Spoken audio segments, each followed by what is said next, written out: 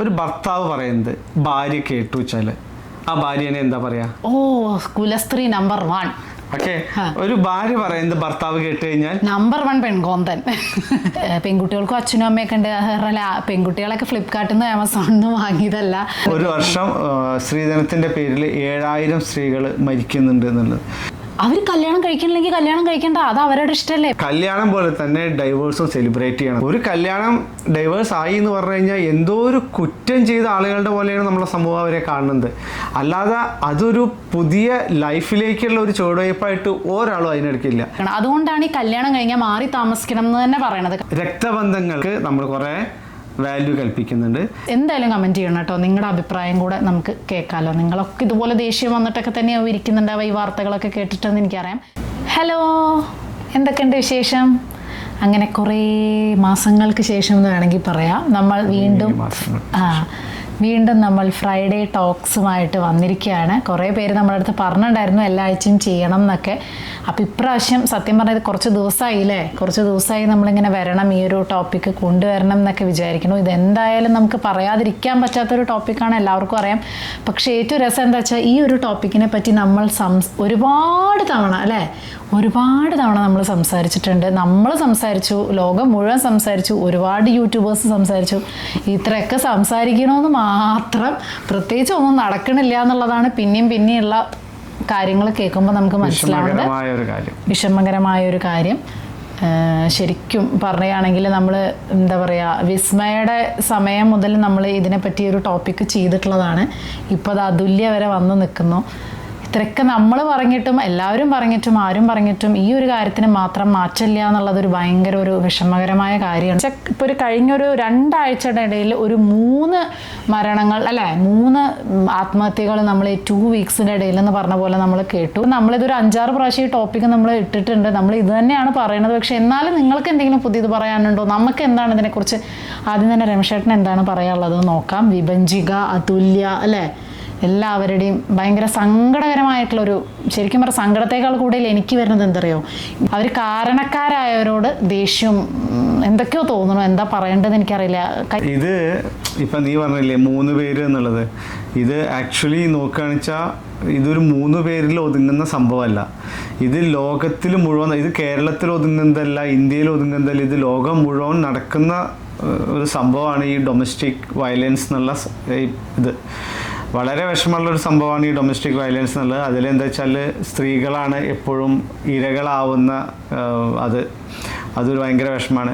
ശരിക്കും പറഞ്ഞു കഴിഞ്ഞാൽ ഞാനൊരു ആർട്ടിക്കിൾ വായിക്കായിരുന്നു. അപ്പോൾ അതിൽ പറയുന്നുണ്ടായിരുന്നു ഒരു നായനെ, ശരിക്കും അങ്ങനെ പറയണേ, if A dog is abused, അങ്ങനെയാണ് ആ ലൈന് സ്റ്റാർട്ട് ചെയ്യുന്നത്. ഒരു നായനെ നമ്മൾ അബ്യൂസ് ചെയ്യുമെന്ന് വെച്ചാൽ അതിൽ ആൾക്കാർ കേസ് ഫയൽ ചെയ്യും. പക്ഷെ ഒരു സ്ത്രീകളെ എന്തെങ്കിലും ഇങ്ങനത്തെ ഒരു പ്രശ്നങ്ങൾ ഉണ്ടാവുകയാണെന്ന് വെച്ചാൽ അത് ആരോടും പറയേണ്ട, അത് പ്രൈവറ്റായിട്ട് വെക്കാൻ പറയും. ആ ആർട്ടിക്കിളിൽ അങ്ങനെ പറയുന്നത്. അതെന്താണ് കാരണം? എന്താ വെച്ചാൽ ഈ സേവ് മാരേജ്, നമ്മൾ ആക്ച്വലി കല്യാണത്തിൻ്റെ മുന്നുള്ള പരിപാടികളാണ് സേവ് ദ ഡേറ്റ്. ഇത് കഴിഞ്ഞിട്ട് ഉള്ള പരിപാടിയാണ്, കല്യാണം കഴിഞ്ഞതിൻ്റെ ശേഷമുള്ള പ്രശ്നങ്ങൾ തുടങ്ങുമ്പോൾ ഉള്ള പരിപാടിയാണ് സേവ് മാരേജ്.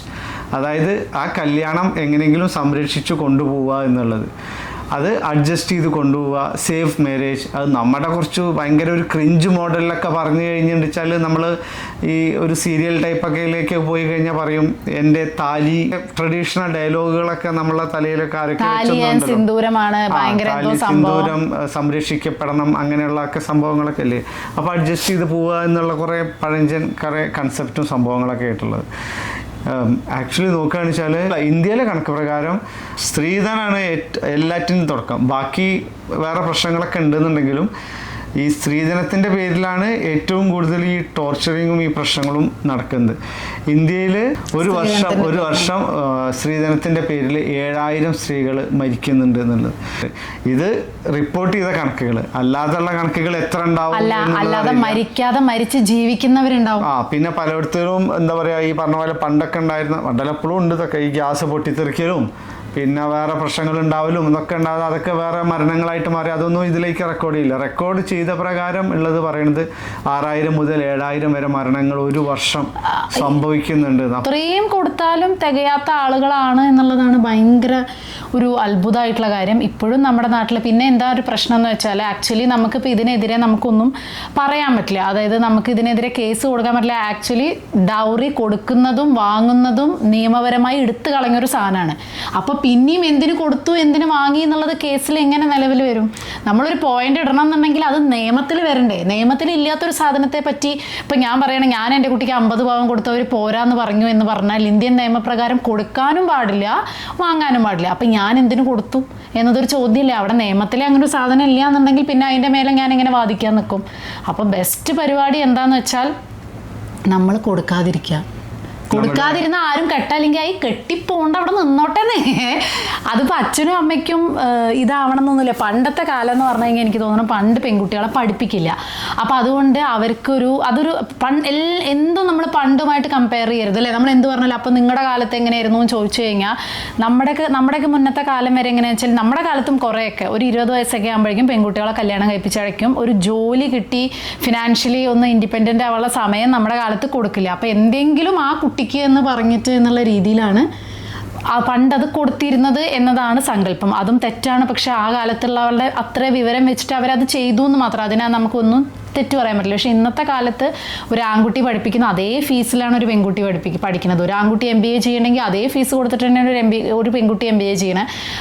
ഒരേ സാലറിയാണ് 2 പേർക്കും. അപ്പോൾ ഒരു ആൺകുട്ടിക്ക് എന്താ പറയുക, ജോലി എടുക്കണവരെ അവൻ പഠിച്ച് അവനൊരു നിലയിലെത്തി അവന് പൈസ ഉണ്ടായി അവൻ കല്യാണം കഴിക്കുന്ന അതേ സമയം ഒരു പെൺകുട്ടിക്കും കൊടുത്താൽ ആ പെൺകുട്ടി എന്താണോ സമ്പാദിക്കുന്നത് അത് വെച്ച് ആ കുട്ടിക്ക് ചെയ്യാം. അവന് ഓരോരുത്തരുടെ ഇഷ്ടം. ചില ആളുകൾക്ക് നന്നായിട്ട് കല്യാണം നടത്തണം എന്നുണ്ടാവും, നല്ല പൈസ ഉണ്ടാവും. അതൊക്കെ അവരുടെ ഇഷ്ടത്തിനനുസരിച്ച് അവർ നടത്തി എന്തെങ്കിലും ചെയ്തോട്ടെ, നമുക്ക് വേണ്ടെന്ന് പറയാൻ പറ്റില്ല. പക്ഷെ ഇതൊരു എന്താ പറയുക, ഇതൊരു നോക്കാനുള്ളൊരു അല്ലേ, ഒരു കല്യാണം കഴിച്ചു കൊടുക്കാനുള്ളൊരു ബാധ്യത എന്നുള്ള രീതിയിൽ ഈ ഡൗറി കൊടുക്കുക, അത് വാങ്ങുക, അതൊക്കെ എനിക്കറിയില്ല. ഇനിയുള്ള പിന്നെ ഏറ്റവും കൂടുതൽ എനിക്ക് തോന്നിയിട്ടുള്ളൊരു കാര്യം എന്താണെന്ന് വെച്ചാൽ ഇപ്പോഴത്തെ പെൺകുട്ടികൾ, ഇപ്പോൾ സത്യം പറഞ്ഞാൽ എൻ്റെ കസിൻസ് മുതൽ അല്ലെങ്കിൽ കസിൻസിൻ്റെ മക്കൾ മുതൽ എല്ലാ പെൺകുട്ടികളും, ഇപ്പം ഞാനൊക്കെ കല്യാണം കഴിച്ച പ്രായം 21, എൻ്റെ അനിയത്തിയാകുമ്പോഴേക്കും അത് 24ലേക്ക് എത്തി. ഇപ്പം എൻ്റെ കസിൻസിൻ്റെ മക്കളായാലും ശരി, കസിൻസ് ആയാലും ഒക്കെ 29, 30 നിൽക്കുന്ന പെൺകുട്ടികളാണ്. ഒരാൾക്കും കല്യാണം വേണ്ട. എത്ര നോക്കിയാലും ആർക്കും കല്യാണം വേണ്ട. തമാശക്കെങ്കിലും നമ്മുടെ വീട്ടുകാർ പറയും ഇത്രയ്ക്കായിട്ട് എന്താ ഇപ്പം കല്യാണം കഴിച്ചാൽ. അപ്പം ഞാൻ എപ്പോഴും എന്താ പറയുക വിചാരിക്കുക, അവർ കല്യാണം കഴിക്കണില്ലെങ്കിൽ കല്യാണം കഴിക്കേണ്ട, അത് അവരുടെ ഇഷ്ടമല്ലേ. പെൺകുട്ടികൾ ഇപ്പം നമ്മൾ ആ 21 വയസ്സിൽ കല്യാണം കഴിച്ചപ്പോൾ എനിക്ക് എപ്പോഴും തോന്നിയിട്ടുണ്ട് ഒരു 30 ഒക്കെ ആയിട്ട് കല്യാണം കഴിച്ചാൽ മതിയായിരുന്നു, കുറച്ചും കൂടെയൊക്കെ ജോലിയൊക്കെ കിട്ടി അല്ലെങ്കിൽ കുറച്ചും കൂടെയൊക്കെ ലൈഫ് അടിച്ചു പൊളിച്ചിട്ട് കല്യാണം കഴിച്ചാൽ മതിയായിരുന്നു എന്ന് എനിക്ക് പലപ്പോഴും തോന്നിയിട്ടുണ്ട്. അപ്പോൾ അവർക്കൊരു 29 വയസ്സ് 30 വയസ്സായിട്ട് അവർക്ക് വേണ്ടാന്നുണ്ടെങ്കിൽ നല്ല ജോലിയാണ്, നല്ല ശമ്പളമാണ്, സ്വന്തമായി ലോകം മുഴുവൻ കറങ്ങുന്നു. പിന്നെ ഇപ്പോൾ അവർക്ക് സത്യം പറഞ്ഞാൽ ഇപ്പോഴത്തെ ഒരു കോട്ടാണ് മാരേജ് എന്ന് പറഞ്ഞാൽ മേക്സ് മെൻ ലൈഫ് ഈസിയർ. പെൺകുട്ടികൾ എന്ന് പറയുമ്പോൾ കൂടുതൽ റെസ്പോൺസിബിലിറ്റീസ് എടുക്കുക എന്നുള്ളത് മാത്രമാണ് മാരേജ് എന്നുള്ളതാണ്. അപ്പോൾ അതാണ് കുട്ടികൾക്ക് ഇപ്പോൾ ഈ വാർത്ത കേൾക്കുമ്പോൾ എല്ലാവരും പേടി. അതല്ല ഒരു 35 വയസ്സിലാണ് ആ തോന്നുന്ന ഒരു റൈറ്റ് പാർട്ട്ണർ വരുന്നത്, അതല്ല വന്നില്ല ഇനി 40 വയസ്സിലാണ് വരുന്നത്, അപ്പോൾ കല്യാണം കഴിച്ചാൽ പോരെ എന്നാണ് എൻ്റെ ഒരു അഭിപ്രായം. എന്താ രമേശേട്ടൻ, ഇപ്പോൾ നാളെ നമുക്കൊരു പെൺകുട്ടിയാണുള്ളത്, ഞാൻ അവളോട് ആദ്യമേ പറഞ്ഞിട്ടുണ്ട് നീ കല്യാണം കഴിക്കണമെന്ന് എനിക്ക് ഒരു നിർബന്ധമേ ഇല്ല. രമേശേട്ടൻ പറഞ്ഞിട്ടുള്ളത് വേറെയാണ്, നിനക്ക് കല്യാണം കഴിക്കണമെങ്കിൽ നീ സ്വന്തമായി അധ്വാനിച്ച് ഉണ്ടാക്കിയിട്ട് വേണം, എൻ്റെ കയ്യിൽ നിന്ന് ഒരു സ്വർണം കിട്ടുമെന്ന് പ്രതീക്ഷിക്കേണ്ട എന്ന് ആദ്യമേ പറഞ്ഞിട്ടുണ്ട്. ഞാൻ പറഞ്ഞിട്ടുള്ളത് നീ കല്യാണം കഴിക്കണമെന്നോ കുട്ടി വേണമെന്നോ ഒന്നും, നീ കല്യാണമേ കഴിക്കണം നിർബന്ധമില്ല. നീ സ്വന്തമായി പഠിക്കാൻ നമ്മൾ എത്ര പൈസ വേണമെങ്കിലും ചിലവാക്കും. എന്നിട്ട് അവരൊരു റൈറ്റ് പാർട്ട്ണർ അവർക്ക് തോന്നാണ്, അതായത് നല്ല ബ്യൂട്ടിഫുൾ ആയിരിക്കും എൻ്റെ ലൈഫ്, ഇങ്ങനെ ഒരു പാർട്ട്ണറുടെ കൂടെ ജീവിക്കുകയാണെന്ന് തോന്നുകയാണെങ്കിൽ മാരേജ് ഏറ്റവും ബ്യൂട്ടിഫുള്ളാണ് അല്ലേ. പക്ഷെ അങ്ങനെ ഒരു പാർട്ട്ണറെ കിട്ടിയില്ല എന്നുണ്ടെങ്കിൽ ആർക്കോ വേണ്ടി അല്ലെങ്കിൽ സൊസൈറ്റിക്ക് വേണ്ടി ആരുടെക്കോ നല്ല ഇതാവാൻ വേണ്ടി കല്യാണം കഴിക്കുന്നു, കുട്ടികളുണ്ടാവുന്നു, പിന്നെയും കുട്ടികളുണ്ടാവുന്നു. എന്നിട്ട് ഈ പറഞ്ഞ പോലെ 60 വയസ്സിൽ ചോദിച്ചാലും ഒരുപാട് പേര് ഇപ്പോഴും ഒരുപാട് പാരൻസിൻ്റെ അടുത്ത് നമ്മൾ 60 വയസ്സിൽ ചോദിച്ചാലും ഒട്ടും ഹാപ്പി അല്ലാത്ത ലൈഫിൽ കുട്ടികൾക്ക് വേണ്ടി ജീവിച്ചു, എന്തിനോ വേണ്ടി തിളയ്ക്കുന്ന സാമ്പാർ പോലെ ജീവിക്കുന്ന ആൾക്കാരൊക്കെ ഇപ്പോഴും നമ്മുടെ ചുറ്റും ഉണ്ട് എന്നുള്ളതാണ് അതിൻ്റെ ഒരു സത്യാവസ്ഥ. പക്ഷെ അവരത് തുറന്നു പറയില്ല. കാരണം എന്താ, സൊസൈറ്റിയുടെ മുന്നിൽ അതൊരു നാണക്കേട് അല്ലേ. സൊസൈറ്റിയുടെ മുന്നിൽ നാണം കെടാതിരിക്കാൻ വീട്ടിൽ തല്ലി ചത്താലും വേണ്ടില്ല എന്ന് ഉള്ള ഒരു സമൂഹമാണ് ഇതിന് മെയിൻ കാരണം. നമ്മുടെ സൊസൈറ്റി തന്നെയാണ് എന്നാണ് എനിക്ക് പറയാനുള്ളത്. ഇപ്പോൾ ഈ മരിച്ച 3 കുട്ടികളും ഉറപ്പായിട്ടും അവർ സൊസൈറ്റിയെ പേടിച്ച് മാത്രമാണ്. ഓഫ് കോഴ്സ് വീട്ടുകാരുണ്ടാവും. എത്ര വീട്ടുകാർ നമ്മളെ അവസ്ഥ പറഞ്ഞാൽ മനസ്സിലാക്കണമെന്നോ നമ്മൾ പറഞ്ഞാൽ കേൾക്കണം എന്നോ എത്ര പാരൻസ് ഉണ്ടെന്ന് എനിക്കറിയില്ല.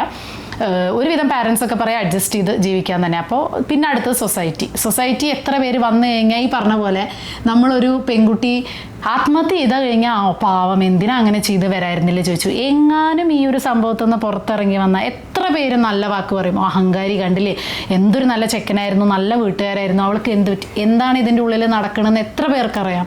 ഈ പറയണ നമുക്ക് ആർക്കെങ്കിലും അറിയാമോ? ഇല്ല. അപ്പോൾ ഇത് ശരിക്കും പറഞ്ഞ സൊസൈറ്റിയാണ് ഇതിന് 95% കാരണക്കാരും. നീ ആദ്യം പറഞ്ഞ നിയമങ്ങളും സംഭവങ്ങളും, അതായത് ഇന്ത്യയിൽ ഒരു ഡൗറി ഡെത്ത്, സ്ത്രീധന പ്രകാരമുള്ള ഒരു മരണം ആണ് അത് പ്രൂവ് ചെയ്തു എന്നുണ്ടെങ്കിൽ അത് 7 വർഷത്തിൻ്റെ ഉള്ളിൽ സംഭവിച്ചിരിക്കണം. 7 വർഷം കഴിഞ്ഞ് കഴിഞ്ഞാൽ അത് ഡൗറി ഡെത്തായിട്ട് കണക്ക് കൂട്ടില്ല. ക്ലോസ്, അതായത് അതൊരു സ്ത്രീധന മരണമാവും, പക്ഷേ 7 വർഷത്തിൻ്റെ ഉള്ളിലുള്ളതിനാണ് ആ മാക്സിമം പനിഷ്മെൻറ്റും അതും കിട്ടുന്ന ഒരു ക്ലോസ് ഉള്ളത്. അത് കഴിഞ്ഞ് കഴിഞ്ഞാൽ പനിഷ്മെൻ്റ് ഉണ്ട് ഡെത്തിനും അതിന് കാരണക്കാരായ ആൾക്കാർ, പക്ഷേ ആ പനിഷ്മെൻറ്റിൻ്റെ തീവ്രത കുറയും. അപ്പോൾ നമ്മുടെ നിയമങ്ങളും വിചാരിക്കുന്നത് എന്താ വെച്ചാൽ എന്തെങ്കിലും ഉണ്ടാവുകയാണെന്നുണ്ടെങ്കിൽ 7 വർഷത്തിൻ്റെ ഉള്ളിൽ ഉണ്ടാവണം. അതായത് സ്ത്രീധനത്തിനെ സംബന്ധിച്ചിടത്തോളം പ്രശ്നങ്ങൾ ഉണ്ടാവുകയെന്ന് വെച്ചാൽ അത് അങ്ങനെയാണ്. കാരണം എന്താ വെച്ചാൽ അത് പെട്ടെന്ന് തന്നെ മറ്റേ ഇങ്ങനത്തെയൊക്കെ കേസുകൾ ക്ലിയർ ചെയ്യാനും വേണ്ടിയിട്ട് അങ്ങനെ നിയമത്തിൽ വന്നതാണ്. 7 വർഷത്തിൻ്റെ ഉള്ളിൽ ഉണ്ടായിരിക്കുന്ന ആ ഡെത്താണ് അവരത് ഡൗറി ഡെത്തിൻ്റെ കൂടുതൽ പണിഷ്മെൻറ്റ് കിട്ടുന്നതിനായിട്ട് ഉള്ള മറ്റേ ക്ലോസിലൊക്കെ ഉൾപ്പെടുത്തുക. ചില കാര്യങ്ങളിൽ ഈ വെസ്റ്റേൺ കൺട്രീസിലുള്ള ആളുകളെ എനിക്കൊരു ബഹുമാനം തോന്നാറുണ്ട് ചില കാര്യങ്ങളിൽ. അവിടെ ഒന്നും ആളുകൾക്ക് ഈ ഉണ്ടാവും മെൻ്റൽ സ്ട്രെയിനും പ്രശ്നങ്ങളും ഒക്കെ ഉണ്ടാവും. പക്ഷേ നമ്മുടെ പോലെ ഈ ഒരു റിലേഷൻ പ്രോബ്ലം ആണെന്നുണ്ടെങ്കിൽ ആ റിലേഷൻ കട്ട് ചെയ്യണം എന്നുണ്ടെന്നുണ്ടെങ്കിൽ അതൊരു ഭയങ്കര പെയിനായിട്ടുള്ള ഒരു പ്രോസസ്സാണ് ഇവിടെ. അവർ തമ്മിലുള്ള ബന്ധം അവർ വളരെ നല്ല രീതിയിലോ മോശം രീതിയിലോ എന്തോ ആയിക്കോട്ടെ അവരത് വേർപിരിയാൻ തീരുമാനിച്ചു കഴിഞ്ഞാൽ അതിനെ നമ്മൾ റെസ്പെക്റ്റ് ചെയ്യണം. അതിൽ പിന്നെ CBI കളിക്കാനാണ് നമുക്ക് എല്ലാവർക്കും താല്പര്യം. അതായത് എന്താണ് ഇപ്പോൾ ഇത് ഉണ്ടായത്, എന്താ അവർ പിരിയുക, എന്താ അങ്ങനെ ഉണ്ടാവാൻ കാരണം? ഡൈവേഴ്സ് ആയി എന്ന് പറഞ്ഞു കഴിഞ്ഞാൽ എന്തോ ഒരു കുറ്റം ചെയ്ത ആളുകളുടെ പോലെയാണ് നമ്മളെ സമൂഹം അവരെ കാണുന്നത്. അല്ലാതെ അതൊരു പുതിയ ലൈഫിലേക്കുള്ള ഒരു ചുവടുവയ്പ്പായിട്ട് ഒരാളും അതിനെടുക്കില്ല. എനിക്ക് പേഴ്സണലി തോന്നിയിട്ടുണ്ട് ഈ കല്യാണം പോലെ തന്നെ ഡൈവേഴ്സും സെലിബ്രേറ്റ് ചെയ്യണമെന്ന്. ഞാൻ പറയുന്നത് വളരെ കോൺട്രവേഴ്സി ആയിട്ടുള്ളൊരു സ്റ്റേറ്റ്മെൻ്റ് ആണ്. പക്ഷേ എനിക്ക് തോന്നിയിട്ടുള്ളത് എന്താ വെച്ചാൽ അതിലുള്ള പെയിനും അതുപോലെ തന്നെ അതിൽ ആ ഡിഫിക്കൽട്ടീസും, അതായത് ഒരു ബന്ധം വേർപ്പെടുമ്പോൾ എന്തായാലും അത് ശരിയാവുന്നില്ല എന്നുള്ള രീതിയിലാവല്ലോ ആ ഒരു പെയിൻ ഉണ്ടാവല്ലോ, ആ ഏരിയ നമ്മൾ ടച്ച് ചെയ്യേണ്ട. അത് മാറ്റി നിർത്തി കഴിഞ്ഞാൽ ബാക്കിയുള്ളത് എന്താ വെച്ചാൽ അവരൊരു പുതിയ ജീവിതത്തിലേക്ക് അവർ കടക്കുകയാണ്. അത് സെലിബ്രേറ്റ് ചെയ്തിട്ട് തന്നെ കടക്കണം എന്നുള്ളതാണ് എനിക്ക് തോന്നിയിട്ടുള്ളത്. പിന്നെ ഞാനൊരു ഇത് കേട്ടതാണ്, അതായത് നമ്മളൊരു കാറ് വാങ്ങാൻ പോകുമ്പോൾ, ഒരു അച്ഛൻ ഒരു കാറ് വാങ്ങാൻ പോകുമ്പോൾ പോലും ആ കാറിനെ കുറിച്ച് 1 വർഷം ഒന്ന് റിസർച്ച് ചെയ്തിട്ട് വേണം, ആ ഒരു സെക്കൻഡ് ഹാൻഡ് കാറാണെങ്കിൽ പോലും അത് ശരിക്കും ഓടുന്നില്ല, അത് നല്ലതാണോ എന്ന് റിസർച്ച് ചെയ്തിട്ടേ ആ കാറ് വാങ്ങുള്ളൂ. പക്ഷേ ഇന്ന് കണ്ട ഒരു ചെക്കൻ ഒരു 5 മിനിറ്റ് ചായ കൊടുത്ത് ഒരു ചെക്കൻ്റെ കൂടെ സ്വന്തം മകളെ പറഞ്ഞു വിടാൻ ഒരു മടിയില്ല. ഒരു കാറ് വാങ്ങണമെങ്കിൽ അച്ഛൻ 1 കൊല്ലം തീരുമാനിക്കാം. പക്ഷെ ഇന്ന് കണ്ട ഒരാളുടെ കൂടെ പറഞ്ഞു വിടാൻ, അതും ജീവിതകാലം മുഴുവൻ എന്നുള്ളൊരു കമ്മിറ്റ്മെന്റിൽ പറഞ്ഞു വിടാൻ ഒരു മടിയില്ല അച്ഛനായാലും സഹോദരനായാലും എന്നുള്ളത് ശരിയല്ലേ? അതൊരു സത്യമാണ്. പിന്നെ അശ്വതി ശ്രീകാന്ത് ഇപ്പം ഇതിനെ പറ്റിയിട്ട് എഴുതിയത് ഞാൻ കണ്ടു. അതായത് ഇത്രയും കോടിക്കണക്കിന് ആളുകളിൽ ഒരാൾ നമുക്ക് ചേരുന്നില്ല, അത്രയേ ഉള്ളൂ. വളരെ ഈസി ആയിട്ട് എടുക്കേണ്ട ഒരു കാര്യം. അതായത് 1 കോടിക്കണക്കിന് ആളുകളുടെ ഇടയിൽ നമ്മൾ എടുത്ത ആ ഒരാൾ നമുക്ക് ചേരുന്നില്ല. ആ ഒരാൾ മാത്രമേ നമുക്ക് ചേരാത്തുള്ളൂ. ബാക്കി കോടിക്കണക്കിന് ആളുകൾ നമ്മളെ ഇഷ്ടപ്പെടുന്ന ആൾക്കാരുണ്ട്. പക്ഷെ ആ ഒരാൾക്ക് വേണ്ടി നമ്മൾ മരിക്കുക എന്നുള്ളത് എത്ര ഒരു പൊട്ടത്തരായിട്ടുള്ളൊരു കാര്യമാണ് എന്നുള്ളതാണ്. പൊട്ടത്തരല്ല, ആ ഒരു സമയത്തുള്ള നമ്മുടെ മെൻ്റൽ പ്രഷറും ഈ പറഞ്ഞ പോലെ സൊസൈറ്റി പുറത്തിറങ്ങി ചെന്ന് കഴിഞ്ഞാൽ ഭയങ്കര അടിപൊളിയാണല്ലോ. പിന്നെ നമ്മളിപ്പോൾ പറയും മക്കളെ, ഇപ്പം എല്ലാവരും പറയുന്ന ഡയലോഗാണ്, എല്ലാത്തിലും ഞാൻ കണ്ടിട്ട് കമൻസിലൊക്കെ പറയുന്ന ഡയലോഗാണ്, പെൺകുട്ടികളെ കല്യാണം കഴിപ്പിച്ച് വിടാതെ ജോലി എടുത്തിട്ട് കല്യാണം കഴിപ്പിച്ച് വിടും. അതും വേണ്ട. കാരണം ഈ മരിച്ചതിൽ ജോലി ഫിനാൻഷ്യലി ഇൻഡിപെൻഡൻ്റ് ആയിട്ട് നല്ല പോസ്റ്റിൽ ഇരിക്കുന്ന ആളുകളും മരിക്കുന്നുണ്ട്. അപ്പോൾ അതിൻ്റെ അർത്ഥം ജോലി ഇല്ലാഞ്ഞിട്ടോ പഠിപ്പിക്കാഞ്ഞിട്ടോ ജോലി എടുത്ത് കല്യാണം കഴിച്ചുകൊണ്ട് നന്നാവും എന്നുള്ളതൊക്കെ വെറുതെയാണ്. അതൊക്കെ വെറും തോന്നലാണ്. ഈ ഒരു ട്രോമയുടെ ഇടയിൽ നിന്ന് പുറത്തേക്ക് കിടക്കുക എന്നുള്ളത് ഭയങ്കര ബുദ്ധിമുട്ടാണ്. ഇതിന് വേണ്ടത് സപ്പോർട്ട് തന്നെയാണ്. അല്ലാതെ കുറേ ആണുങ്ങളാണോ പെണ്ണുങ്ങളാണോ സ്ത്രീകളാണോ ഈ കമൻറ്റ് ഞാൻ കണ്ടില്ല, ശരിയാണ് പണ്ടത്തെ പോലെയല്ല, ഇപ്പം കുട്ടികളെ ജോലി എടുത്തിട്ട് കല്യാണം കഴിപ്പിക്കണം. ജോലി എടുത്തിട്ടും കല്യാണം കഴിപ്പിക്കണം നിർബന്ധമൊന്നുമില്ല. അവർക്ക് കല്യാണം കഴിക്കണമെങ്കിൽ കഴിച്ചാൽ മതി. അത് മാത്രമല്ല നമ്മൾ കണ്ടുപിടിച്ച ആളെ കല്യാണം കഴിക്കുക എന്നുള്ളതൊന്നും ഇനി അടുത്ത ജനറേഷൻ ഒരു അല്ലേ എൻ്റെ അമ്മോ ആ റിസ്ക് ഒന്നും ഞാൻ എടുക്കില്ല. നമ്മൾക്ക് അവർക്ക് ആരെയാണോ ഇഷ്ടം അവരൊരു കുറച്ചു കാലം നോക്കി അവർക്കത് പറ്റണില്ലെങ്കിൽ ബ്രേക്കപ്പായി അവർ. അതാണ് അങ്ങനെ പറയുമ്പോൾ ഉള്ള ഒരു കമൻ്റാണ് നോർമലി പറയുക എന്താ വെച്ചാൽ, ഓ നീ കണ്ടുപിടിച്ചാണോ, ഇനി എന്തെങ്കിലും പറ്റി കഴിഞ്ഞാൽ നീ ആയിട്ടോ. പക്ഷെ നമ്മൾ അല്ല അതന്നെയാണ്, അതായത് കുട്ടികളുടെ പാരൻസ് പറയുന്നതാണ് നീ കണ്ടുപിടിച്ചല്ലേ, അപ്പൊ എന്തെങ്കിലും പറ്റി കഴിഞ്ഞാൽ ഇനിയിപ്പോ നീ ആയി എന്തെങ്കിലും നാളെ പറ്റുന്നില്ല എന്നുണ്ടെങ്കിൽ ബ്രേക്കപ്പ് ആവട്ടെ അവര്. എന്തിനാണ് നമ്മൾ അങ്ങനെ ഒരു ആദ്യം തന്നെ നമ്മളത് ഇട്ട് കൊടുത്തു. അതായത് ലവ് മാരേജ് അങ്ങനെ ഒരു ഉണ്ടെന്നുണ്ടെങ്കിൽ ആദ്യം പറയണത് ഓക്കെ എന്നാൽ പിന്നെ ഇനി നാളെ എന്തെങ്കിലും പറ്റി കഴിഞ്ഞാൽ ഞങ്ങളോട് പറയരുത്. ഇത് കേൾക്കണ പെൺകുട്ടിയായാലും ആൺകുട്ടിയായാലും അതിനും പേടി. ആ റിലേഷനിൽ എൻ്റർ ചെയ്യുമ്പോൾ അവർക്ക് ഈ ഒരു ഡയലോഗ് എപ്പോഴും അവർ മനസ്സിലുണ്ടാവും. ഓ അച്ഛൻ പറഞ്ഞിട്ടുണ്ട്, അമ്മ പറഞ്ഞിട്ടുണ്ട്, ഞാൻ കണ്ടുപിടിച്ചതല്ലേ, ഞാൻ സെലക്ട് ചെയ്ത ആളാണ്, അപ്പോൾ ഇതിൽ എന്തെങ്കിലും പ്രശ്നം ഉണ്ടായി കഴിഞ്ഞാൽ ഇനി അവർ സപ്പോർട്ട് ചെയ്യില്ല, നാട്ടുകാർ സപ്പോർട്ട് ചെയ്യില്ല, അവൾ തന്നെ ചെയ്തതല്ലേ, അവൻ തന്നെ ചെയ്തതല്ലേ എന്നുള്ള ആ പഴിയും കൂടിയും കേൾക്കുമല്ലോ. അഡ്ജസ്റ്റ്. പിന്നെ നമ്മൾ പഴഞ്ചൊല്ലുകളുണ്ടല്ലോ, ചട്ടിയും കലവുമ്പോൾ തട്ടി മുട്ടിയിരിക്കുക. ഈ തട്ടി മുട്ടിയിട്ടുണ്ടാവുന്നുള്ളത് ഈ തട്ടിമുട്ടികളിലാണ് പ്രശ്നം. ഇവിടെ എവിടെയാണ് ഒരു ഡൊമസ്റ്റിക് വയലൻസ് എന്നുള്ളത്, അതായത് നമുക്ക് ആക്സെപ്റ്റ് ചെയ്യാൻ പറ്റുക എന്നുള്ളത് ഇന്ന് അത് പ്രെഡിക്റ്റ് ചെയ്യാൻ പറ്റാത്തൊരു സാധനം. നമുക്കത് മനസ്സിലാവില്ല. അതായത് ചില ഫാമിലിയിൽ ഇപ്പോൾ ഒരു പുരുഷൻ ഭർത്താവ് ഭാര്യനെ അടിക്കുമ്പോഴാവും അത് റിയലൈസ് ആവുക, ഓക്കെ ഇവിടെ ഒരു എന്താ പറയുക ഒരു വയലൻസ് നടന്നിരിക്കുന്നു, ഞാൻ പോലീസിൽ കംപ്ലൈൻറ്റ് ചെയ്യുന്നുള്ളത്. ചിലയിടത്തിൽ അങ്ങനെ അടിക്കേണ്ട ആവശ്യമൊന്നും ഉണ്ടാവില്ല, എന്തെങ്കിലും വായത്തോന്ന് പറഞ്ഞാലും മതിയാണല്ലോ. അപ്പം അതൊക്കെ ഓരോ ഫാമിലി ഇതൊന്നും എവിടെയും അങ്ങനെ എഴുതി വെച്ചിട്ടില്ല ഇന്ന രീതിയിലാവും. അത് എന്താ പറയുക മെൻ്റലി അല്ലെങ്കിൽ ഫിസിക്കലി എങ്ങനെയായാലും വേറൊരാൾക്ക് അതൊരു അബ്യൂസീവായിട്ട് അല്ലെങ്കിൽ ഒരു പ്രോബ്ലം ആയിട്ട് അവർക്ക് ലൈഫിൽ തോന്നുകയാണെങ്കിൽ അതൊരു ഡൊമസ്റ്റിക് വയലൻസ് തന്നെയാണ് സംഭവം. പക്ഷെ ഇവിടെ ഇത് നമ്മൾ എന്താ വെച്ചാൽ അത് പിന്നെ വേറെ ആരോടും പറയണ്ട, ആരും അറിയണ്ട എന്നുള്ള രീതിയിലാണ്, നാണക്കേടാണ് എന്നുള്ള രീതിയിലാണ്. പല റീസൺസും ഉണ്ടാവും. ഇപ്പൊ ചില ആളുകൾക്ക് വെറും ഹസ്ബൻഡ് ആൻഡ് വൈഫ് ആവും, ചില ആളുകൾക്ക് പാരന്റ്സിന്റെ ഇൻവോൾവ്മെന്റ് ആയിരിക്കും. പക്ഷെ അത് നമ്മുടെ പേഴ്സണൽ ഡിസിഷൻ അല്ലേ, നമുക്ക് എന്താണോ നമ്മുടെ ലൈഫിൽ നമുക്ക് അതിലെന്താ പറയുക സ്വപ്നം നമ്മൾ ആലോചിക്കേണ്ടത് എന്താ വെച്ചാല് പോസിറ്റീവ് എന്നുള്ള പോലുള്ള സംഭവങ്ങളാണ് രണ്ടുപേർക്കും രണ്ട് കൺസെപ്റ്റും ആഗ്രഹങ്ങള് രണ്ട് ക്യാരക്ടർ ഇതൊക്കെ ഉണ്ടാവാം. ഇത് എന്താ പറയുക നോർമൽ ഒരു കല്യാണം കഴിഞ്ഞിട്ടുള്ള ഒരു രീതിയാണ് പറയുന്നത്. അപ്പൊ അവിടെ പ്രശ്നങ്ങൾ എന്തെങ്കിലുമൊക്കെ ഉണ്ടാവും. ഈ ഡൗറിയുടെ കാര്യമില്ല, ഡൗറി ആണ് സ്പെസിഫിക് അവിടെ ഒരു റീസൺ ഉണ്ട്, അല്ലെങ്കിൽ അതിന് വേറെ എന്ത് പേരിട്ട് വിളിക്കാം. ഇപ്പൊ ഏറ്റവും കൂടുതൽ ആളുകൾ ചോദിക്കുന്നത് ഇതൊക്കെ ഉണ്ടായിട്ടും കമന്റ് കാണുമ്പോഴാണ് കേട്ടോ ഏറ്റവും സങ്കടം. കമന്റുകൾ ഓരോന്ന് കാണുമ്പോൾ എന്താ വെച്ചാൽ പിന്നെ എന്താ നിങ്ങൾ പറയണത്, കുട്ടി ഉണ്ടായി കഴിഞ്ഞാൽ പിന്നെ എന്താ ഡൈവോഴ്സ് ചെയ്യുക, കുട്ടിയുടെ ഭാവി. അതായത് നമ്മൾ മരിച്ചാലും വേണ്ടില്ല, മരണം വരെയും നമ്മളിത് സഹിക്കണം എന്നാണ്. അതായത് കുട്ടി ഇപ്പം നമ്മൾ ഇത്രയും ആലോചിച്ചാൽ മതി. അതായത് ഒരു പ്രോബ്ലമാറ്റിക് ഫാമിലിയിൽ താമസിക്കുന്ന കുട്ടിയേക്കാൾ സേഫ് ആയിരിക്കും സെപ്പറേറ്റഡ് ആയിട്ട്. കുട്ടിക്ക് വേണ്ടത് എന്താ അറിയോ, മനസമാധാനമാണ്.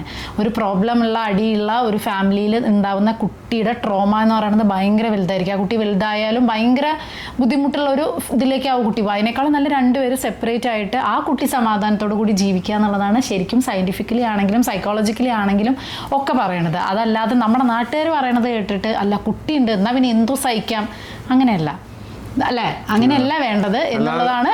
അല്ലാതെ അങ്ങനെയാണല്ലോ നമ്മള് കുട്ടിക്ക് വേണ്ടി ഒരാളുടെ ക്യാരക്ടർ കല്യാണം കഴിഞ്ഞാൽ ശരിയാവും പറയും, കല്യാണം കഴിപ്പിക്കും, കല്യാണം കഴിച്ച് കഴിഞ്ഞാൽ ശരിയല്ല, ഇനി ഒരു കുട്ടി ഉണ്ടായി ശരിയാവുന്ന പറയും. ആദ്യത്തെ കുട്ടി ഉണ്ടായി ശരിയല്ല പറയുന്നത്, രണ്ടാമത്തെ കുട്ടി ഉണ്ടായി ശരിയാവുന്നത്, പിന്നെ പിന്നെ പിന്നെ അതോടുകൂടി പിന്നെ നാട്ടുകാർ കൈ കഴിയും, പിന്നെ ഇനി അവിടെ എന്താ വെച്ചാൽ നടക്കട്ടെ. ഇതൊരു ടിപ്പിക്കൽ സമ്പ്രദായം. ആക്ച്വലി നമ്മൾ ഇത്രയാണ് ആലോചിക്കേണ്ടത്. അതായത് ഈ ഒരാളെ നേരെയാക്കാനുള്ളതല്ല മറ്റേ പാർട്ട്ണർ, അത് ആദ്യം മനസ്സിലാക്കുക. ഈ പാർട്ട്ണറുടെ ജോലിയല്ല മറ്റാളെ നേരെയാക്കുക, ഇനി അയാൾക്ക് കുട്ടി ഉണ്ടാക്കി കൊടുക്കുക. എന്നാൽ കുട്ടി ഒരിക്കലല്ല, അയാൾ ശരിയല്ലാത്തത് അയാൾ വളർന്നു വന്നതിൻ്റെയും അയാളുടെ സ്വഭാവത്തിൻ്റെയും പ്രശ്നമാണ്. അതിപ്പോൾ ആണായാലും പെണ്ണായാലും. അല്ലാതെ പാർട്ട്ണറുടെ ജോലിയല്ല ഒരാണിനാണെങ്കിൽ നേരെയാക്കുക, അവൻ കല്യാണം കഴിച്ചാൽ നേരെയാവും. പലപ്പോഴും അങ്ങനെയാണ് പറഞ്ഞത്. അവൾ എന്നുള്ള വാക്ക് വളരെ കുറവാണ്, കാരണം നമ്മളിത് ചെറുപ്പം മുതലേ നമ്മളിത് യൂസ്ഡ് ആണല്ലോ, നമ്മളിങ്ങനെയാണല്ലോ നമ്മളെ വളർത്തി വിടുന്നത്, ഇങ്ങനെയാണല്ലോ, ഇങ്ങനെയൊക്കെ ജീവിക്കണം എന്നുള്ളത്. ആൺകുട്ടികൾക്കാണ് ഇത് അധികം കിട്ടില്ല. അവൻ കല്യാണം കഴിഞ്ഞാൽ നേരെയാവും, അല്ലെങ്കിൽ അവൻ കല്യാണം കഴിഞ്ഞ് മാറിപ്പോയി, അതും എപ്പോഴും കേൾക്കണത്. അതായത് ഒരു ഭാര്യനെ സപ്പോർട്ട് ചെയ്തിട്ടോ അല്ലെങ്കിൽ ഭാര്യയുടെ കൂടെ നിൽക്കുന്ന ഒരു ഭർത്താവാണെങ്കിൽ തീർന്ന്, അവൻ പെൺകോന്തനായി, അവൻ കല്യാണം കഴിഞ്ഞതിന് ശേഷം മാറിപ്പോയി അല്ലേ. അതായത് ആൺകുട്ടികളെ മുഴുവനായിട്ട് കുറ്റം പറയാൻ പറ്റില്ല. കാരണം എന്താ പറയുക, കുറേയൊക്കെ ആൺകുട്ടികൾക്ക് തോന്നുകയാണ് ഓക്കെ ഒരു പെൺകുട്ടിയുടെ കൂടെ നിൽക്കണം, അല്ലെങ്കിൽ മെന്റലി ആയാലും ഫിസിക്കലി ആയാലും സപ്പോർട്ട് ചെയ്യണം. ആ പോയിന്റ് കറക്റ്റ്, അങ്ങോട്ട് പോകണ്ട, അവിടെ തന്നെ പിടിച്ചോ. അതായത് ഒരു പെൺകുട്ടി പറയുന്നത്, അതായത് ശരി ഭാര്യയും ഭർത്താവാക്കാം, ഒരു ഭാര്യ പറയുന്നത് അല്ലെങ്കിൽ ആദ്യം പറയാം, ഒരു ഭർത്താവ് പറയുന്നത് ഭാര്യ കേട്ടു വെച്ചാൽ ആ ഭാര്യനെ എന്താ പറയാ? ഓ, കുലസ്ത്രീ നമ്പർ 1. ഓക്കെ, ഒരു ഭാര്യ പറയുന്നത് ഭർത്താവ് കേട്ട് കഴിഞ്ഞാൽ നമ്പർ 1 പെൺകോന്തൻ.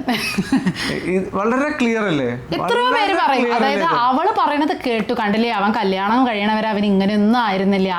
അപ്പൊ ഭർത്താക്കന്മാർക്കും പേടിയാണ്, അയ്യോ ഞാൻ കാരണം ഇനിയിപ്പോൾ എന്തെങ്കിലും. അപ്പോൾ ആക്ച്വലി നമ്മൾ കല്യാണം കഴിയണ സമയത്ത് രണ്ടുപേരും മെച്ചുവേർഡ് അല്ലാത്ത ആളുകളായിരിക്കും, അതെപ്പോഴും മനസ്സിലാക്കണം. അതുകൊണ്ടാണ് ഈ കല്യാണം കഴിഞ്ഞാൽ മാറി താമസിക്കണം എന്ന് തന്നെ പറയണത്. കാരണം രണ്ടുപേരും അവരവരുടെ പ്രശ്നങ്ങളും അടി ഇടിയും കുത്തലൊക്കെ കഴിഞ്ഞ് ഒരുമിച്ച് വളരട്ടെ. ഇതിൻ്റെ ഇടയിൽ മൂന്നാമത്തെ ഒരാൾ അവിടെ വരുമ്പോഴാണ് ഇത് കൂടുതൽ പ്രശ്നമാവുക. കാരണം പെൺകുട്ടിക്കും തുറന്നൊന്നും പറയാൻ പറ്റില്ല, ആൺകുട്ടിക്കും തുറന്നൊന്നും പറയാൻ പറ്റില്ല. രണ്ടുപേരുടെയും ക്യാരക്ടർ, അതായത് ഒരാള് മറ്റാള് പറയുന്നത് കേൾക്കുമ്പോൾ നല്ലതാവുന്നതും മറ്റാള് പറഞ്ഞ് കേൾക്കുമ്പോൾ മോശമാവുന്നു. അതെങ്ങനെ സംഭവിക്കുന്നത്? അതെങ്ങനെ സംഭവിക്കുന്നത് വെച്ചാൽ നമ്മുടെ സൊസൈറ്റിയിൽ നമ്മൾ ഉണ്ടാക്കി വെച്ചിട്ടുള്ള അതിൽ സ്ത്രീകളും ഒരു വലിയ കാരണക്കാരൻ തന്നെയാണ്.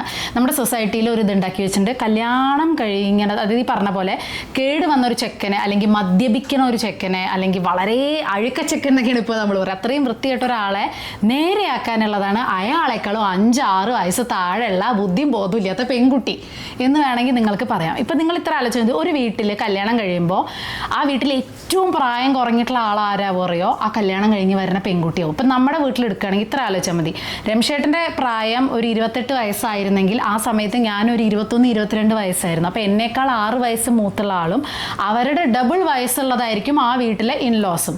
പക്ഷെ നമ്മൾ കല്യാണം കഴിഞ്ഞ് കയറി വരുമ്പോൾ എന്താണ് എല്ലാ വീട്ടിലും സംഭവിക്കുക എന്ന് വെച്ചാൽ, ആ നമ്മളെക്കാൾ ഡബിൾ പ്രായമുള്ള മാതാപിതാക്കളെക്കാളും നമ്മളെക്കാൾ 4-5 വയസ്സ് മൂത്തതുള്ള ഭർത്താവിനേക്കാളും 10 ഇരട്ടി മെച്യൂരിറ്റി നമുക്ക് വേണം എന്നാണ്, ഒരൊറ്റ ദിവസം കൊണ്ട് നമുക്ക് വേണം എന്നാണ് സൊസൈറ്റി ഉണ്ടാക്കുന്നത്. അതെങ്ങനെ ശരിയാവാം? നമ്മളെക്കാൾ പ്രായം കൂടിയ ആൾക്കാരെക്കാളും മെച്യൂരിറ്റിയും ഇതൊക്കെ നമുക്ക് എങ്ങനെയാണ് ആ സമയത്ത് വരിക? അല്ലേ? നമ്മളല്ലേ ഏറ്റവും ചെറുത്. അപ്പം നമുക്കല്ലേ ഏറ്റവും കൂടുതൽ ടൈം തരേണ്ടത് ആ ഒരു ഇതിലേക്ക് എത്താനും ആ ഒരു ഇതിലേക്ക് കാര്യങ്ങളൊക്കെ കൊണ്ട്. അത് നമ്മൾ റിയലൈസ് ചെയ്യാൻ തന്നെ 10-15 വർഷം എടുക്കും. അപ്പോഴേക്കും എല്ലാം ഒരു തീരുമാനമുണ്ടോ എന്നതാണ് എനിക്ക് തോന്നിയിട്ടുള്ള ഒരു കാര്യം എന്നാണ് എനിക്ക് സത്യമായിട്ടും. അല്ലേ? എന്താ അഭിപ്രായം? ഇത് ആക്ച്വലി കേരളത്തിലൊക്കെ പിന്നെയും ഇപ്പൊ ബെറ്റർ അവസ്ഥയാണ്. നോർത്ത് സൈഡിലേക്ക് മുംബൈയിൽ താമസിക്കുമ്പോൾ നമുക്ക് ഡിഫറൻസ് മനസ്സിലാവും. എൻ്റെ ഒരു ഫ്രണ്ട് ഉണ്ടായിരുന്നു പണ്ട് മുംബൈയിൽ. അപ്പൊ അവള് കല്യാണം കഴിക്കാൻ സെലക്ട് ചെയ്ത പയ്യൻ എന്ന് പറയുന്നത്, അവള് നല്ല എഡ്യൂക്കേറ്റഡ് ആയിട്ടുള്ളായിരുന്നു, നല്ല പ്രൊഫഷണൽ കോഴ്സ് കഴിഞ്ഞ, ഞാൻ കറക്റ്റ് പറയുന്നില്ല, പ്രൊഫഷണൽ കോഴ്സ് കഴിഞ്ഞ. പക്ഷേ കല്യാണം കഴിക്കാൻ പോകുന്ന പയ്യൻ അത്ര നല്ലൊരു ക്വാളിഫിക്കേഷൻ ഉള്ള ആളല്ലായിരുന്നു. അപ്പോൾ സ്വാഭാവികമായിട്ടും ചോദിച്ചൊരു ചോദ്യം, ഇപ്പോൾ അവള് പറഞ്ഞത് ഇവിടെ ഒരു ഹൈലൈറ്റ് ഉണ്ട്, എന്താ വെച്ചാൽ പയ്യന് അച്ഛനും അമ്മയില്ല. അതായിരുന്നു അവള് പറഞ്ഞ ഹൈലൈറ്റ്. അതായത് നോർത്ത് ഇന്ത്യ സൈഡിലേക്ക്, അങ്ങോട്ട് നോർത്തിലേക്ക് പോയി കഴിഞ്ഞാൽ, അതായത് ഈ ചെക്കൻ്റെ അച്ഛനും അമ്മയും എപ്പോഴൊക്കെ വീട്ടിൽ കാണുന്നു തലയിലൂടെ ഇതൊക്കെ ഇട്ടിട്ട് അവരെ കയ്യും കാലും പിടിക്കണം. അപ്പൊ അവള് പറയുന്നത് എന്താ വെച്ചാൽ, പിന്നെ അവര് സോഫയിൽ ഇരിക്കുമ്പോൾ നിലത്തിരിക്കണം. അത് ഈവൻ മഹാരാഷ്ട്രയിലും ഉണ്ട്. അതുകൊണ്ട് തന്നെ ഇപ്പൊ ഞങ്ങളുടെ സൊസൈറ്റിയിലുള്ള ഫ്രണ്ട്സും അങ്ങനെ പറയാൻ പറ്റില്ല, പക്ഷെ നോർത്തിലുള്ള ഒരുപാട് പേരുണ്ട് മെയിലെ വെക്കേഷൻ പോലും നാട്ടിൽ പോവില്ല. അതായത് ഇപ്പൊ നമ്മളൊക്കെ ഒരു വെക്കേഷൻ കിട്ടിയാൽ നമ്മൾ നാട്ടിൽ പോകും. ഇവർ മെയിലെ ലോങ് വെക്കേഷനിൽ പോവില്ല, ഏപ്രിലിൽ പോവില്ല, ദിവാലിക്ക് പോവില്ല. ഈ സമയങ്ങളിലൊക്കെ ഇവരെന്താ ചെയ്യാറ്? ഇവിടെ നിൽക്കും. അവർ പറയാം, എൻ്റെ പൊന്നെ അവിടേക്ക് പോണേക്കാളും രസം ഇവിടെ നിൽക്കാന്ന്. കാരണം കല്യാണം കഴിഞ്ഞ് വന്നത് അവർ ശരിക്കും പറഞ്ഞാൽ ഒരു എന്താ പറയുക, ഒരു ഫ്രീഡം ആയിട്ടാണ് കാണുന്നത്. തിരിച്ചവർക്ക് അവരുടെ നാട്ടിലേക്ക് പോവുക, ഈ ഒരു നൂലാമാലകളൊക്കെ ചെയ്യുക, ഇവിടെ നല്ല അടിച്ച് പൊളിച്ച് ലൈഫ് ആസ്വദിക്കുന്ന ആളുകൾ കൊന്നാലും പോലും അവരെ മക്കൾക്കൊന്നും അറിയ പോലും ഇല്ല എവിടെയാണ് അവരുടെ നാട്, ഗാവെന്നോ എവിടെയാന്ന് പോലും അറിയില്ല. ഇതിന് നമ്മൾ എങ്ങനെയാണ് സാധാരണ പറയുന്നത് വെച്ചാൽ, നമ്മുടെ ട്രഡീഷൻ, പിന്നെ നമ്മുടെ സംസ്കാരം ചെയ്യുന്നത് വെച്ചാൽ അത് ബഹുമാനം, അതായത് ഇൻലോസിനെ ബഹുമാനിക്കുക. പക്ഷെ കാണുമ്പോൾ കാലിൽ വീണ് നമസ്കരിക്കാനും, ഈ കാണുമ്പോൾ കാലിൽ വീണ് നമസ്കരിച്ച് മുഖമൊക്കെ മറിച്ച് നിൽക്കുന്ന ഒരാൾക്ക് ആ വീട്ടിൽ എന്ത് വാല്യൂ ആണ് ഉണ്ടാവുക? ആ ഒരു കാര്യം ഒന്ന് പോർട്രേറ്റ് ചെയ്യണം വെച്ചാൽ, അതായത് ആ ഒരു പെൺകുട്ടി ആ വീട്ടിലൊരു പ്രശ്നം അഭിമുഖീകരിക്കുന്നുണ്ടെന്നുണ്ടെങ്കിൽ ആ പെൺകുട്ടിക്ക് എന്ത് വോയിസാണ് ഇങ്ങനെയുള്ളൊരു സമ്പ്രദായമുള്ള വീട്ടിലുണ്ടാവുക? ഒരു വോയിസും ഉണ്ടാവില്ല. കാരണം ആ കുട്ടിയുടെ ജീവിതം എന്ന് പറഞ്ഞാൽ ഇതുപോലെ തന്നെ, ഇവരുടെ കാലിൽ വീഴുക, ഇത് വീഴുക, അതിങ്ങനെ ഭയങ്കരമായിട്ട് അത്രയും ട്രഡീഷനും ടിപ്പിക്കൽ സമ്പ്രദായം ഉണ്ടാവുക വെച്ചാൽ ഭയങ്കര കഷ്ടമാണ്. പണ്ടത്തെ നമ്മുടെ കാലത്തുണ്ടായിരുന്ന മെയിൻ എന്താ വെച്ചാൽ, നമുക്ക് ഒരു പരിധി വരെ നമുക്ക് ഫിനാൻഷ്യൽ ഇതുണ്ടായിരുന്നില്ല. നമ്മൾ ഒരാളെ ഡിപ്പെൻഡ് ചെയ്യണം, അല്ലെങ്കിൽ 20-21 വയസ്സിൽ ഒരു നല്ല ജോലിയില്ല. ഇപ്പം പിള്ളേർക്കൊക്കെ 29 വയസ്സൊക്കെ ആകുമ്പോഴേക്കും നല്ല ജോലിയാണ്. അതായത് അവർക്ക് നല്ല കാറുണ്ട്, വീടുണ്ട്, ലോകം മുഴുവൻ കറങ്ങുന്നു.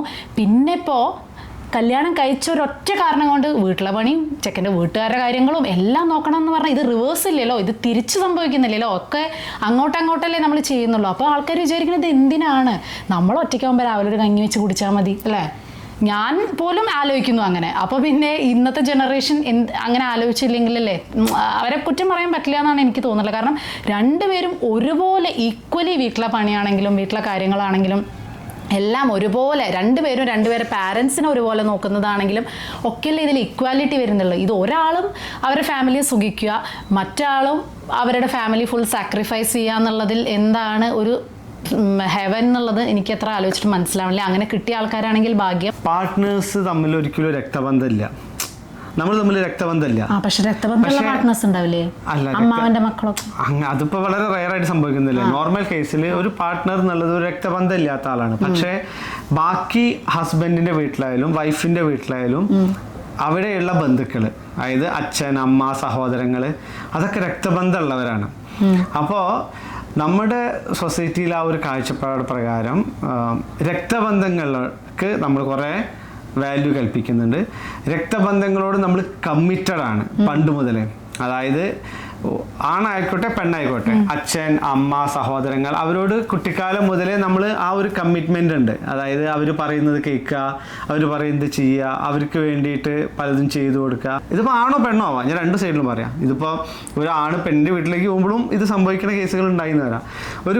ഒരു സൈഡിൽ രക്തബന്ധമുള്ള ആളുകൾ, അതിലേക്ക് ആ രക്തബന്ധം ഇല്ലാതെ കല്യാണം എന്നുള്ള ഒരു സംഭവം കഴിച്ചിട്ട് ഒരാൾ കടന്നു വരുന്ന സമയത്ത് അയാളുടെ ആ ഒരു റിലേഷൻ ഡീൽ ചെയ്യുന്ന സമയത്ത് നമ്മൾ ഈ നടുവിൽ നിൽക്കുന്നത് എന്താവും, ഒന്നെങ്കിൽ വൈഫാവും, അല്ലെങ്കിൽ ഇപ്പുറത്തെ ഹസ്ബൻഡാവും, അവരുടെ ഫാമിലി ആവും, ഇപ്പുറത്ത് പാർട്ട്ണറാവും. ഈ രക്തബന്ധമുള്ള ഗ്രൂപ്പിനെയും രക്തബന്ധം ഇല്ലാത്ത ഇപ്പുറത്ത് നിൽക്കണ ഈ പാർട്ട്ണർ എന്നുള്ളതിനെയും മാനേജ് ചെയ്ത് കൊണ്ടുപോകുക എന്നുള്ളത് നല്ല ഒരു പണിയാണത്. അതായത് എന്താ പറയുക, ഇവിടെ നമുക്ക് ഒരു പെട്ടെന്ന് നമ്മൾ പല സിനിമയിലൊക്കെ കണ്ടിട്ടുണ്ട്. സിനിമയിലെന്നല്ല, നമ്മൾ ജീവിതത്തിൽ തന്നെ നമ്മൾ എത്ര പേര് നമ്മൾ കേൾക്കാം.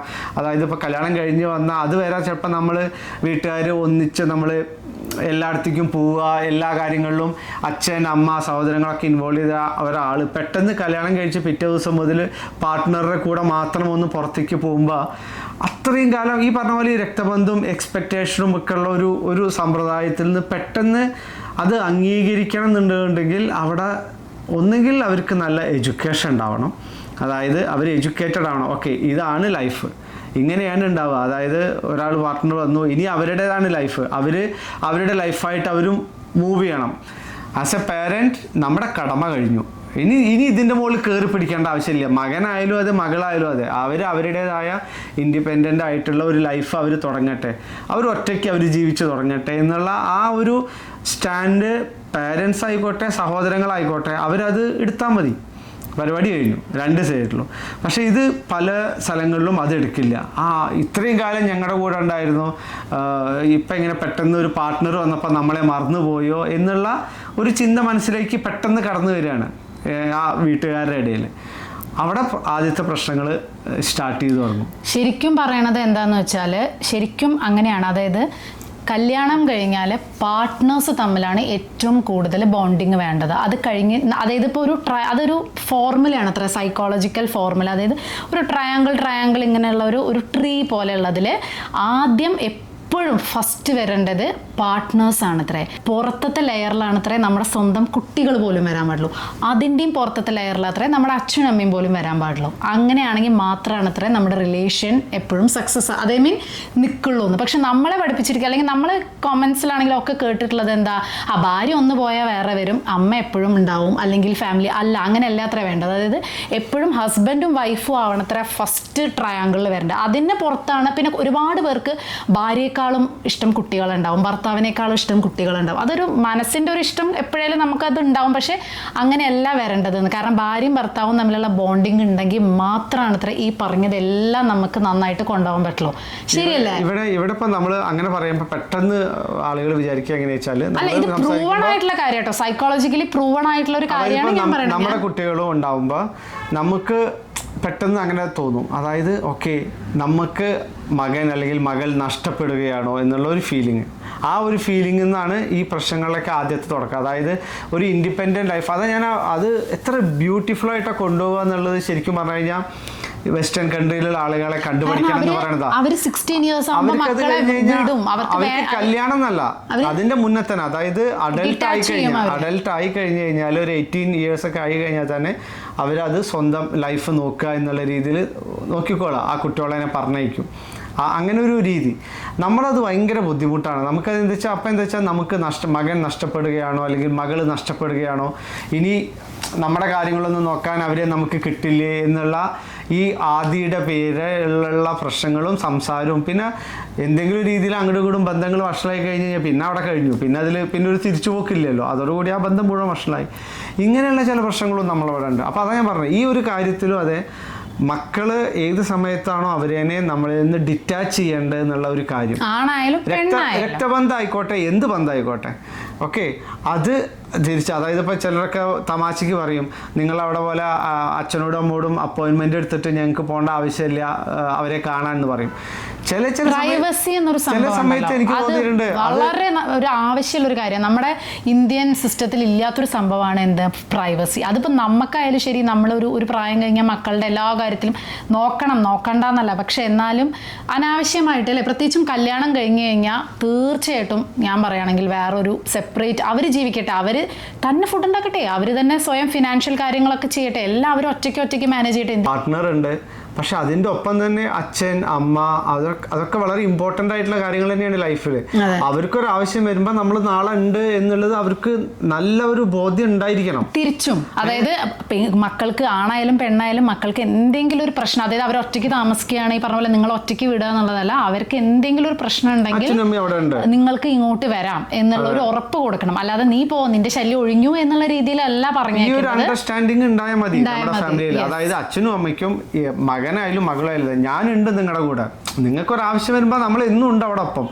അത് വയസ്സാവുമ്പോൾ അവരെ നോക്കാനായിക്കോട്ടെ, അല്ലെങ്കിൽ അവർക്ക് ഫിനാൻഷ്യലി അവർക്കൊരു പ്രോബ്ലം വരുമ്പോഴായിക്കോട്ടെ, അവർക്ക് അല്ലെങ്കിൽ എന്തെങ്കിലും ആവശ്യങ്ങളുണ്ടാകുമ്പോഴൊക്കെ മക്കളായിട്ടുണ്ട്. പക്ഷേ അതേ ഒരു ട്രസ്റ്റ്, അതേ ഒരു ഇത് അവർ തിരിച്ചും സ്വപ്പ് പറഞ്ഞ പോലെ നമ്മളോട് ഉണ്ടാവുക. രണ്ടുപേരുടെയും വ്യക്തി ജീവിതത്തിൽ നമ്മൾ റെസ്പെക്ട് ചെയ്തിട്ട് ആ ഒരു ഡിസ്റ്റൻസ് വെച്ചിട്ട് അവരുടേതായ കാര്യങ്ങൾ നോക്കാൻ പഠിപ്പിക്കുക. പിന്നെ ഈ പറഞ്ഞ പോലെ പെൺകുട്ടികൾക്കും അച്ഛനും അമ്മയൊക്കെ ഉണ്ട്. പെൺകുട്ടികളൊക്കെ ഫ്ലിപ്കാർട്ടിൽ നിന്ന് ആമസോണിൽ നിന്ന് വാങ്ങിയതല്ല, ആൺകുട്ടികളുടെ പാരൻസും മാത്രം ആണ് പെൺകുട്ടികളെയൊക്കെ ഫ്ലിപ്കാർട്ടിൽ നിന്ന് ആമസോണിൽ നിന്ന് വാങ്ങിയ പോലെയാണ് എന്നുള്ള ഒരു രീതിയാണല്ലോ പൊതുവെ നമ്മുടെ സൊസൈറ്റിയിൽ ഇപ്പോൾ ഉള്ളത്. അപ്പോൾ കുറേ മാറ്റങ്ങൾ വരുന്നുണ്ട് എന്ന് നമ്മളിങ്ങനെ പറയും, പക്ഷേ എല്ലാ ദിവസവും നമ്മളെ ന്യൂസ് കേൾക്കുന്നതൊക്കെ 20s കുട്ടികളാണ് ഈ മരിച്ചു പോണത് എന്ന് കേൾക്കുമ്പോൾ ശരിക്കും പറഞ്ഞ ഒരു പേടി അല്ലേ. കാരണം 20s എന്നൊക്കെ പറയുമ്പോൾ ആ വിവാഹപ്രായം കഴിഞ്ഞ് ഉള്ള ആ ഒരു പ്രായത്തിലും ഈ പ്രായത്തിലും ഇങ്ങനെയൊക്കെ സംഭവിക്കുന്നുണ്ട്. ഇതിൻ്റെ മെയിൻ റീസൺ സൊസൈറ്റി തന്നെയാണ്. ഇതിൻ്റെ 90% സൊസൈറ്റിയാണ്. കാരണം ഇതിന്ന് പുറത്ത് വന്ന സൊസൈറ്റി ജീവിക്കാൻ സമ്മതിക്കില്ല എന്നുള്ളത് തന്നെയാണ്. ഒന്നെങ്കിൽ അഹങ്കാരിയായിട്ട് മുദ്രകുത്തും, അല്ലെങ്കിൽ അത്രയും ഫാമിലി സപ്പോർട്ട് വേണം. അതും കണക്കാണ്. സത്യം പറഞ്ഞാൽ ഫാമിലി സപ്പോർട്ട് പെൺകുട്ടികൾക്ക് ഇല്ലാത്തതുകൊണ്ടാണല്ലോ. അപ്പം നമ്മുടെ ജനറേഷൻ 80s 90s ജനറേഷന് നമ്മൾ ഇതൊക്കെ മനസ്സിലാക്കിയതാണ്. പല വഴിയിലും നമ്മൾ കണ്ടിട്ടും നമ്മുടെ മുന്നത്തെ ജനറേഷൻ വരെ നമുക്ക് ഇനി ഇതൊന്നും മാറ്റാൻ പറ്റില്ല. കാരണം അവർക്ക് മനസ്സിൽ ഇതൊന്നും ഇനി അവരെ കയറ്റാൻ പറ്റില്ല നമുക്ക്. പക്ഷെ നമ്മുടെ ജനറേഷൻ, നമ്മുടെ മക്കൾ, പ്രത്യേകിച്ച് ആൺകുട്ടികളെ നമുക്ക് കൂടുതൽ, കാരണം പെൺകുട്ടികളെ എല്ലാവരും ഇനി കല്യാണം കഴിക്കേണ്ടെന്ന് വളർന്നിട്ടാണ് വളർത്തുന്നത്. പക്ഷെ ആൺകുട്ടികളെ നേരം പോലെ വളർത്തി കഴിഞ്ഞാൽ, അല്ലെങ്കിൽ ആൺപിള്ളേരെ എല്ലാം സെൽഫ് ഇതായിട്ട് ചെയ്യാൻ പഠിപ്പിച്ച് കഴിഞ്ഞു കഴിഞ്ഞാൽ, ഒരു ഈക്വൽ പാർട്ട്ണർ എന്നുള്ള രീതിയിൽ കൂടുതൽ പൊസസീവ് ആവാതെ ഒക്കെ ആയിക്കഴിഞ്ഞാൽ ഒരു നല്ല മാരേജ് ലൈഫ് പെൺകുട്ടികൾക്കും കിട്ടും. ആൺകുട്ടികളുടെ കാര്യം അതെ, രണ്ട് പാരൻസും അല്ലേ എല്ലാത്തിനും സപ്പോർട്ട് ചെയ്യുന്ന ഒരു പാരൻസ് എന്നുള്ള രീതിയിലും നമുക്ക്. പിന്നെ ഈ നശിച്ച ഡൗറി അത് ഓൾറെഡി നിർത്തിയൊരു സാധനമാണ്. ഇനിയുള്ള നമ്മളെങ്കിലും പിള്ളേർ അവർ ഒറ്റയ്ക്ക് അവരെ കൊണ്ട് എന്താണ് ചെയ്യാൻ പറ്റുന്നത് വെച്ചാൽ കൊടുക്കാൻ വിദ്യാഭ്യാസത്തിന് മാത്രമല്ല ഒരു വീട് വാങ്ങിച്ചു കൊടുക്കാൻ. നാളെ വന്ന് നിൽക്കണമെങ്കിൽ ഒരു വീടാവുമല്ലോ. പക്ഷെ അതിൻ്റെ ആവശ്യമില്ല. ഇപ്പൊക്കെ നല്ല പൈസയാണ്. നമുക്ക് വിദ്യാഭ്യാസം കൊടുക്കാൻ, ബാക്കി അവർ സ്വന്തം അധ്വാനിക്കട്ടെ. കാരണം നമുക്കും ജീവിക്കണ്ടല്ലേ, നമുക്കും വയസ്സായി ജീവിക്കുക എന്നുള്ളൊരു സംഭവമാണല്ലോ. അപ്പോൾ അവർക്ക് വിദ്യാഭ്യാസം കൊടുക്കുക, ടൈം കൊടുക്കുക, അവർക്കൊരു പാർട്ട്ണറെ കണ്ടെത്താനുള്ള ടൈം. അവർക്കത് വേണ്ടാന്നുണ്ടെങ്കിൽ ഓക്കെ, നിനക്ക് വേണ്ട എന്ന് പറഞ്ഞ് അവരൊന്ന് ആശ്വസിപ്പിക്കുക, അല്ലെങ്കിൽ എന്താ പറയുക അല്ലേ, ഒരു 22 വയസ്സാകുമ്പോഴേക്കും ജോലി കിട്ടുമ്പോഴേക്കും അവൻ കല്യാണം കഴിഞ്ഞ് പറഞ്ഞാൽ അവരൊന്ന് സെറ്റിൽ ആവട്ടെ, അവരൊന്ന് കുറച്ച് ലോകം കാണട്ടെ, ഒറ്റയ്ക്ക് നിൽക്കട്ടെ, ഒറ്റയ്ക്ക് എല്ലാം ചെയ്യാൻ പഠിക്കട്ടെ. ആൺകുട്ടികളാണെങ്കിലും പെൺകുട്ടികൾ മാത്രമല്ല, ആൺകുട്ടികളാണെങ്കിലും കുക്കിംഗ് ആയാലും ക്ലീനിങ് ആയാലും വീട്ടിലെ പണികളൊക്കെ ഒറ്റയ്ക്ക് എവിടെയെങ്കിലും പോയി നിന്ന് എല്ലാം ചെയ്യാൻ പഠിക്കട്ടെ. എല്ലാം പഠിച്ച് ഒരു 6-7 വർഷം കഴിഞ്ഞിട്ടും എല്ലാം കല്യാണം കഴിച്ചാൽ മതി. അല്ലാതെ എല്ലാം സുഖത്തിൽ ഇങ്ങോട്ട് കിട്ടാൻ വേണ്ടിയിട്ട് വേഗം കല്യാണം കഴിച്ച് അവനവൻ്റെ ലൈഫ് സിമ്പിളാക്കേണ്ട ഒരു ആവശ്യമില്ല. അപ്പോൾ രണ്ടും ചെറുപ്പം മുതലേ എല്ലാതും പഠിപ്പിക്കുക. രണ്ട് ആണായാലും പെണ്ണായാലും രണ്ടുപേർക്കും വേണമെന്ന് തോന്നുമ്പോൾ മാത്രം അല്ലേ കല്യാണം കഴിക്കുക. ഒരു റൈറ്റ് പാർട്ട്ണറെ കിട്ടിയെന്ന് തോന്നുമ്പോൾ മാത്രം കല്യാണം കഴിക്കുക. ഈ ഡൗറി എന്നുള്ള സംഭവം വീട്ടുകാരായിട്ട് നിർത്തുക. കാരണം അല്ലാതെ ഇപ്പോൾ വേറെ ഓപ്ഷൻ ഇല്ലല്ലോ.